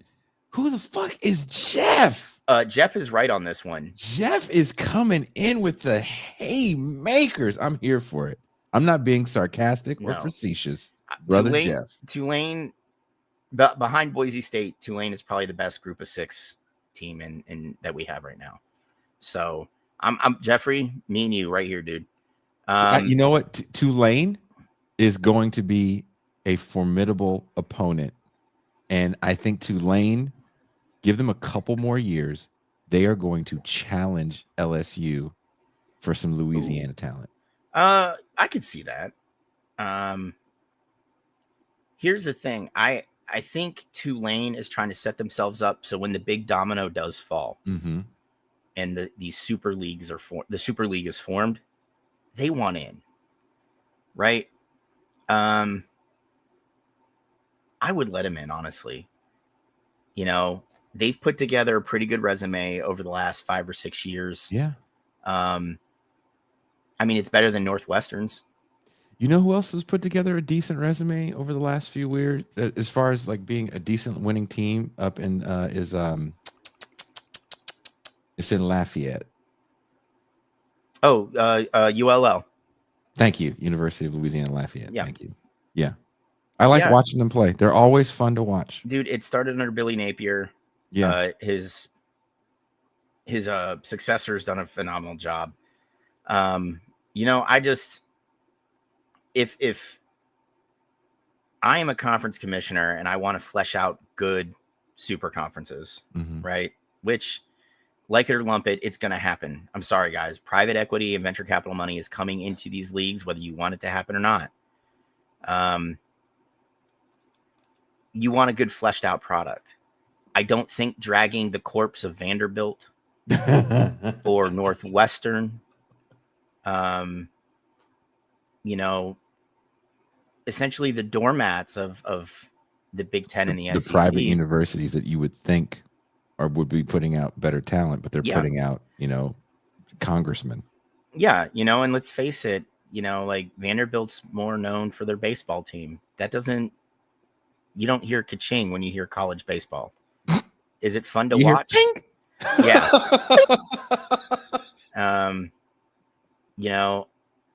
But like there's going to have to be if it's going to be like, people are saying 32, I think it's going to be bigger than 32 because it's just college football. You know what I mean? Like it's the bigger, the better. That seems to be the way it's going. I could see it pushing like 40. If you're going to do that, go grab up these group of 6 teams, that programs that have shown we can win, and put them in there. That's why when we first talked about this, I wanted promotion and relegation. I think that would add a lot of excitement to the college football season. Like say, like Wisconsin has a down year. They're like, Wisconsin misses his field goal, they're going to drop to tier 2.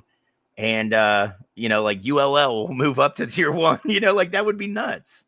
I think it would be a lot of fun. I think, but see, what's sad to me though, is I think that's what people need to watch the game, which is there has to be these great stakes and it's not the game. Like I can watch Montana State versus Oregon and not be bored to death. Oh, dude. Yeah.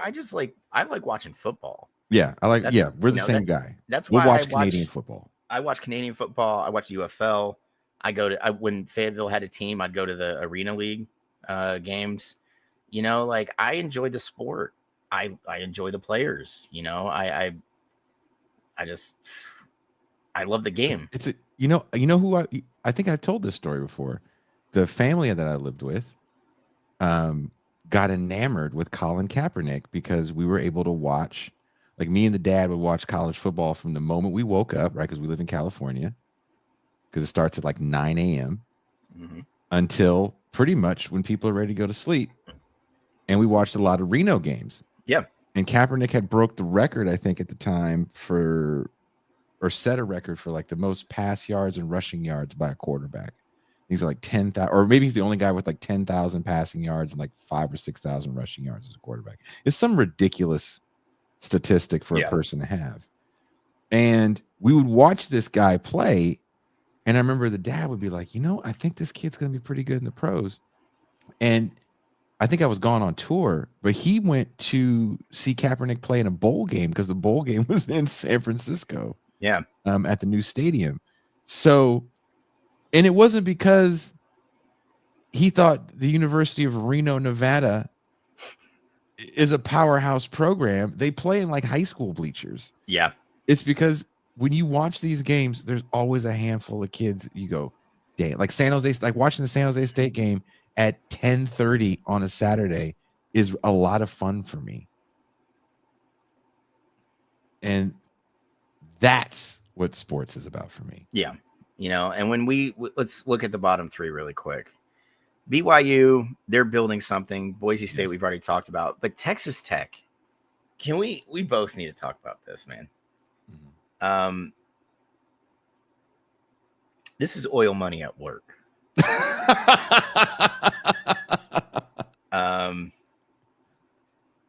The kicker in all this is I've been to Lubbock once.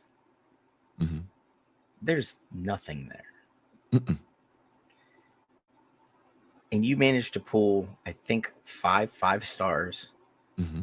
and a plethora of 4 stars to a program that you wouldn't exactly call a recruiting dynamo, even under Mike Leach. Mm-hmm. Right? And it's like, oil execs, thank you. Like, if I'm the head coach there, thank you. They had some great talent come out of Texas Tech. Yes, they have. I'm not going to deny that. Wes Welker's Texas Tech, if I'm not mistaken. He's Texas Tech. What's the guy that Michael Crabtree? Mm-hmm. Who had a couple years in the league that were good. Of course, Patrick Mahomes. Wait, he went there? Who's the guy that transferred out of there? Not Jalen, the little guy. Baker Mayfield.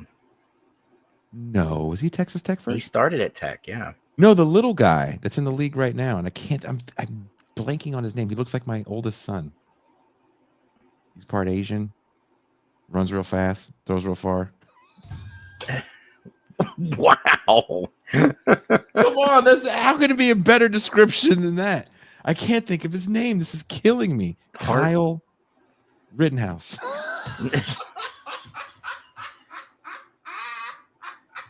Wow. Kylie Minogue. What is his name? He's a little guy. He won a Heisman. His first pick overall. Plays for the Cardinals. Oh, Kyler Murray. Yeah. Kyler Murray. Kyle Rittenhouse. Kyle Rittenhouse. Wow, man. Wow. Oh, just wow. You ought to be ashamed of yourself. And not for your shorts or your predilection for milk frothers at this point. It should be for Bird Fire says unsubscribe. He actually wants his donation from the fundraiser back. Oh, Nuri Yank said Otani. But he's black and Asian. Yeah. He looks like my oldest son. Well, I mean, no. Where did Kyler start out at Texas Tech?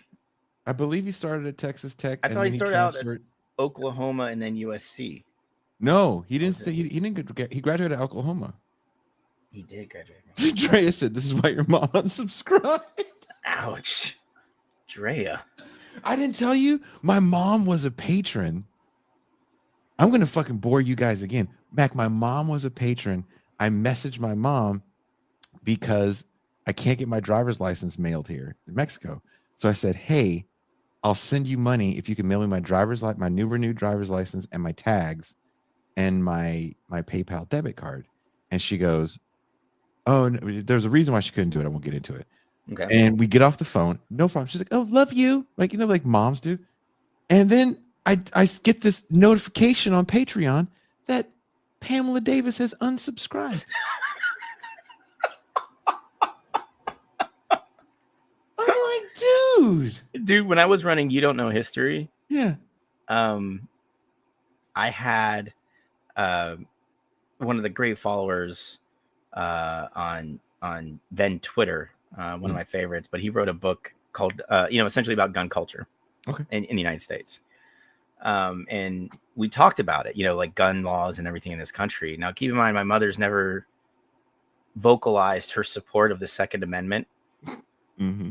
After that episode, she unsubscribed from Patreon from the show. That's anti-American. I was like, bro, we're talking about gun culture in this country, which is out of control.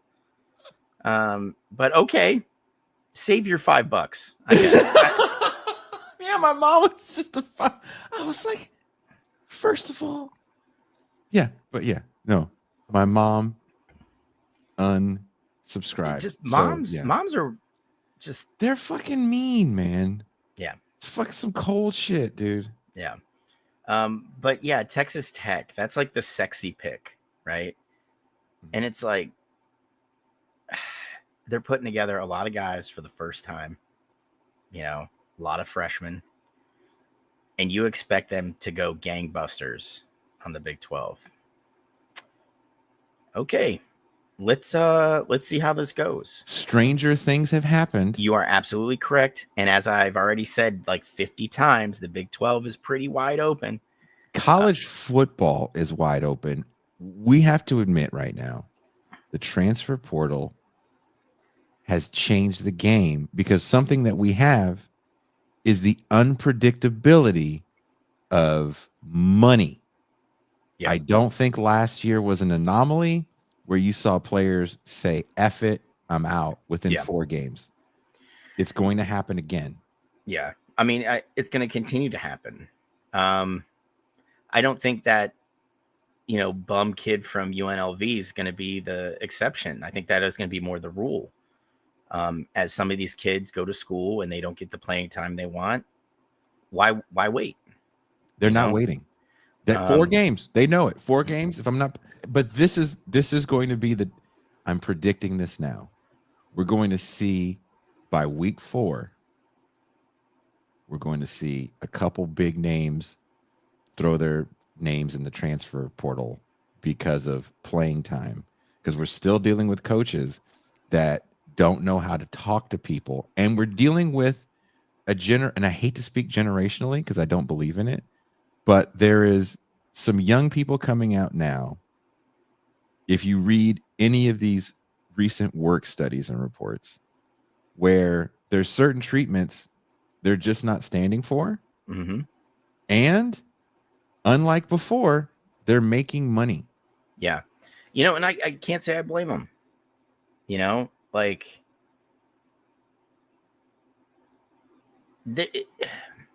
connecting and leading young people, it's different. Like when I was in the military, I was never a yeller and screamer. I didn't have to be. I went out, and if we had to go do something, I was out there doing it with them.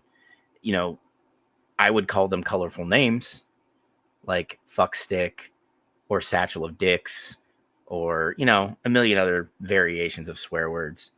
But the worst thing I could ever say to one of them was, I'm really disappointed in your decision-making process.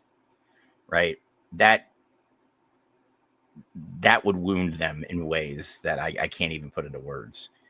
But when you're talking about like elite athletes who have been putting in the work, they've been hitting those clinics.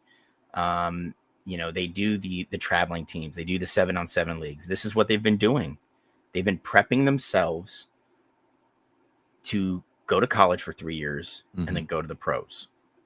Right. This isn't like finding the kid on the farm in Nebraska or Iowa who can just physically manhandle people because of his strength or outrun people because of his speed or whatever the case is. Right. And he just needed a little seasoning. These kids are coming ready to go, so you can't browbeat them, the way that Bear Bryant did. Yeah. Like we're going to do summer practices outside and you're going to run 28 miles. Water, put that shit away. We don't drink water here. Water's for cowards. Yeah, that shit's done. That shit is done, man. Yeah. Yeah. So either they're going to leave for that reason, they're going to leave for I'm not getting the numbers. That's another thing we have to understand. We live in a whole different world of gambling that, again, Mac and I, if this is your first time watching the show, we're never going to talk about point spreads on here because we hate the influence that gambling has on the way people watch the game. We're never going to talk about fantasy shit on here. We might. Mac might. I won't. I mean, dude, we ran a fantasy league one year. You did. And it was fun. Emma Vigeland won it. I can't believe Emma fucking won that. Emma Vigeland won the fantasy. Fucking Emma won. I was so mad. I'm like we went in that season. I was like, if Emma runs her teams like her Giants run it, she's gonna suck. And then and fucking Emma Vigeland went the just fucking destroyed fantasy league. everybody. I had to get Emma Vigeland a This Is Revolution hoodie, which You had to, and that was the deal. You win, you get merch. You win merch. But maybe we do something like that again if we have more time. I don't think we have the same amount of time that we had before. But the point is that the game has changed so much that there are these other factors outside of even just playing time that I think are going to affect young people's movement, because they're reading the statistics like everyone else. They're reading the press like everyone else. They're involved in social media like everyone else. So look, this is bad for me. This is affecting my draft stock, which is affecting this stock. And I can go to school X and they're going to give me these deals, and I'll put up better numbers, which will put. It's a different ball game now. Yeah, and they're in control. I mean, that's why we've seen the proliferation of the general manager position at the college level, right? Because the coach can't keep up with that shit, but you need somebody that can, especially in light of the House v. NCAA settlement, right? You need a numbers guy. You know, that makes sense. I mean, dude, Prairie, if a team came out... I think you should read that comment out loud. Yeah, Mac, do you think a team would be able to keep talent if they basically offered the players a pension plan or health care for the rest of their lives? Here's the shitty part. I think that would get some kids. Some. Right? But you know exactly what would happen if a university opted to do that. It would be a 401k with a certain matching. Ooh. Okay? Yeah. And the healthcare would be contingent on factors that probably would preclude the player from keeping it for the rest of his life. It would.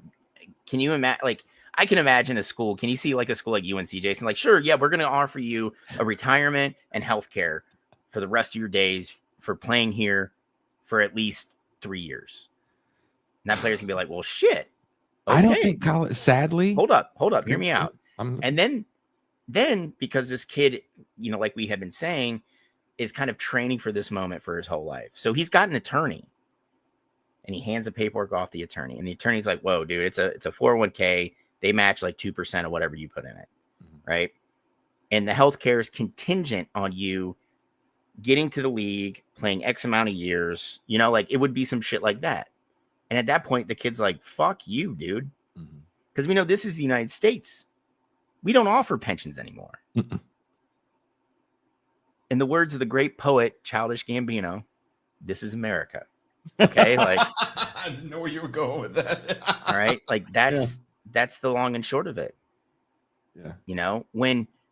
And I saw it last week. I went to an organizing meeting with some people because, I got gray in the beard. So I'm a good sounding board for some people that are trying to unionize.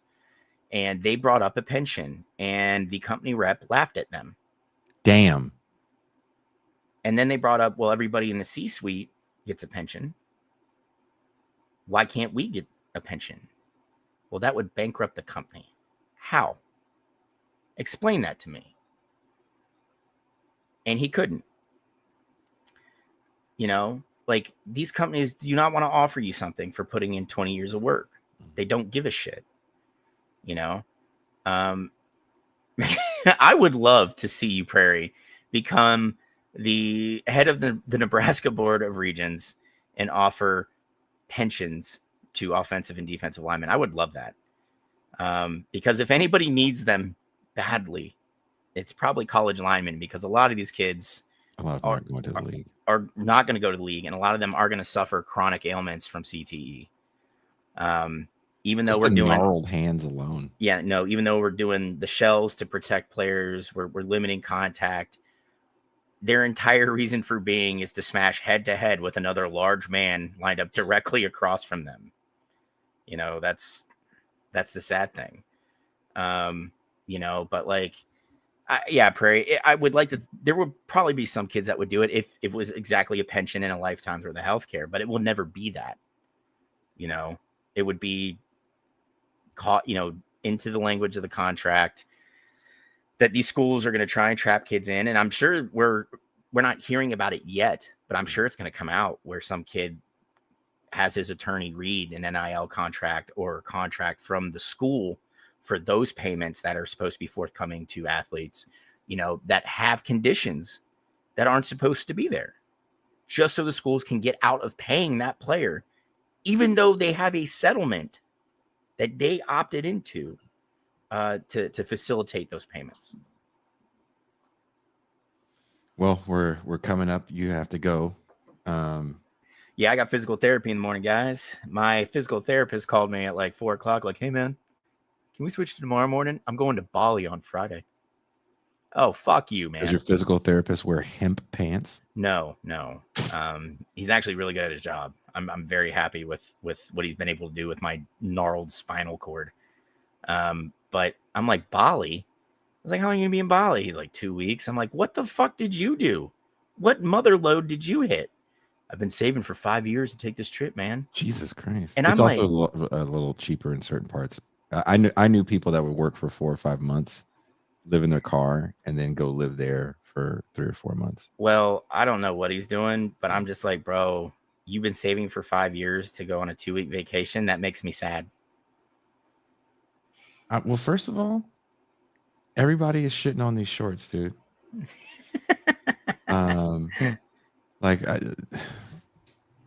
Before we go, I think you guys they're quite long. They're quite long. Look at this. Yeah, they're quite long. Length. They're quite long if you're a 5-foot woman. What's wrong? Look at this. Yeah. Look at this. Your left ball's hanging out the bottom of your shorts. Whoa, what's wrong with these? You guys are fucking whack. I mean, Jason, your testicles were literally hanging out of the bottom. Yeah, we all saw it.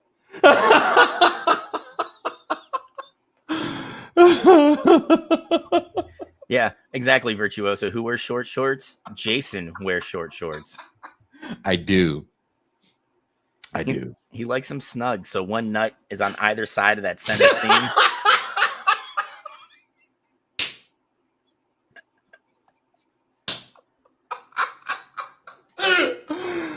Mac, I promise you, listen to me now.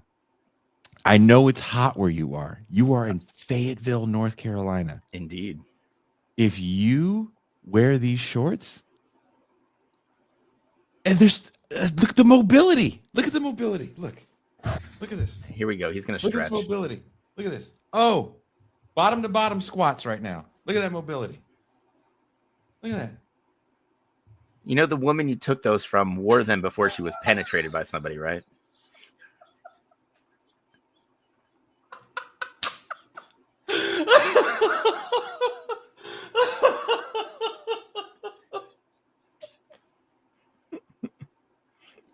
Jason wears those shorts so he doesn't have to get cavity searched at the border. Mac, you wear pants. These are shorts. It's summer. Bro, I have khaki shorts I wear at work so I don't die. I have the dumbest tan lines right now. I've got a fucking farmer's tan on my arm, and like from like my ankle to where my shorts are, it's like brown, and then it's just I look horrible. There's a reason I don't go in the sun. I have several $1,000s invested in my skin, right? And I don't want to bleach out any of the color. And on top of that, I don't like the sun. I'm a night owl. I like being up at night with no sun, and it's cooler.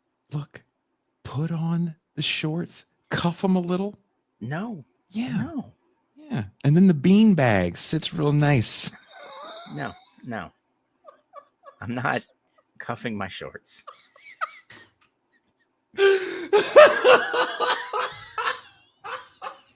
Jason's like, he's going to call me back tomorrow, guys. He's like, Mac, you remember pegging your jeans? Jason, you did not. He just pegged your shorts.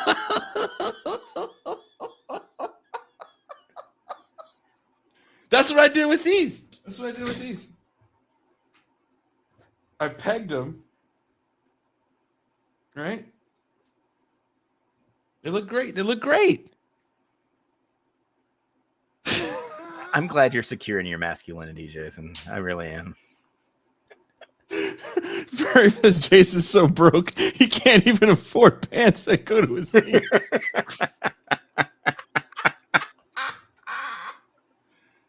I'm telling you, Mac, right now, it's all the rage for men in their late 40s. No. Lean in. No.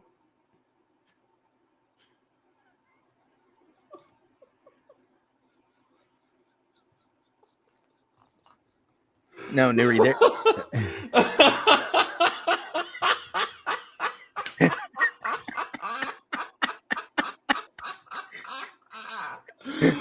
Oh my god. Virtuoso. Oh, dude, Dizzle's gonna be so upset he didn't get to see your nuts hanging out the bottom of your shorts. Look, these shorts are where it's at. Am I wearing another pair tomorrow? Yup. And the other pair has flowers on them. Dude, I'm gonna have to keep you way in the back if the thing ever pops off, because if you're up front, dude, they're just gonna be like, "Do you see this guy? Dude, look, sir, come here, look, he's got flowers on his body armor. I don't even think he's got a weapon." Flowers on his. Dude says maybe my algo is experimenting. Just, hey, Jeffrey, make sure it doesn't experiment like Jason's algorithm. His shit has like algorithmic AIDS at this point. It's so cooked. Jeffrey, we are not afraid to laugh at ourselves. No. So. But on that note, everybody, I have to go. I love you all. Jason, we expect to see a picture on Instagram of you in your short flower shorts. Oh, I'll do it. Yeah. And I'm wearing a button-up shirt down to the navel.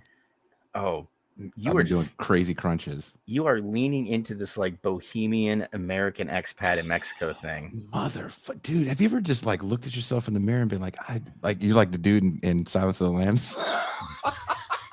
Would you fuck me? I'd fuck me. I pulled one of those. Thank you guys, all the new people. Thank you guys so much. We'll be back next week. Mac, have a very good personal training session. We are what? Out. Peace.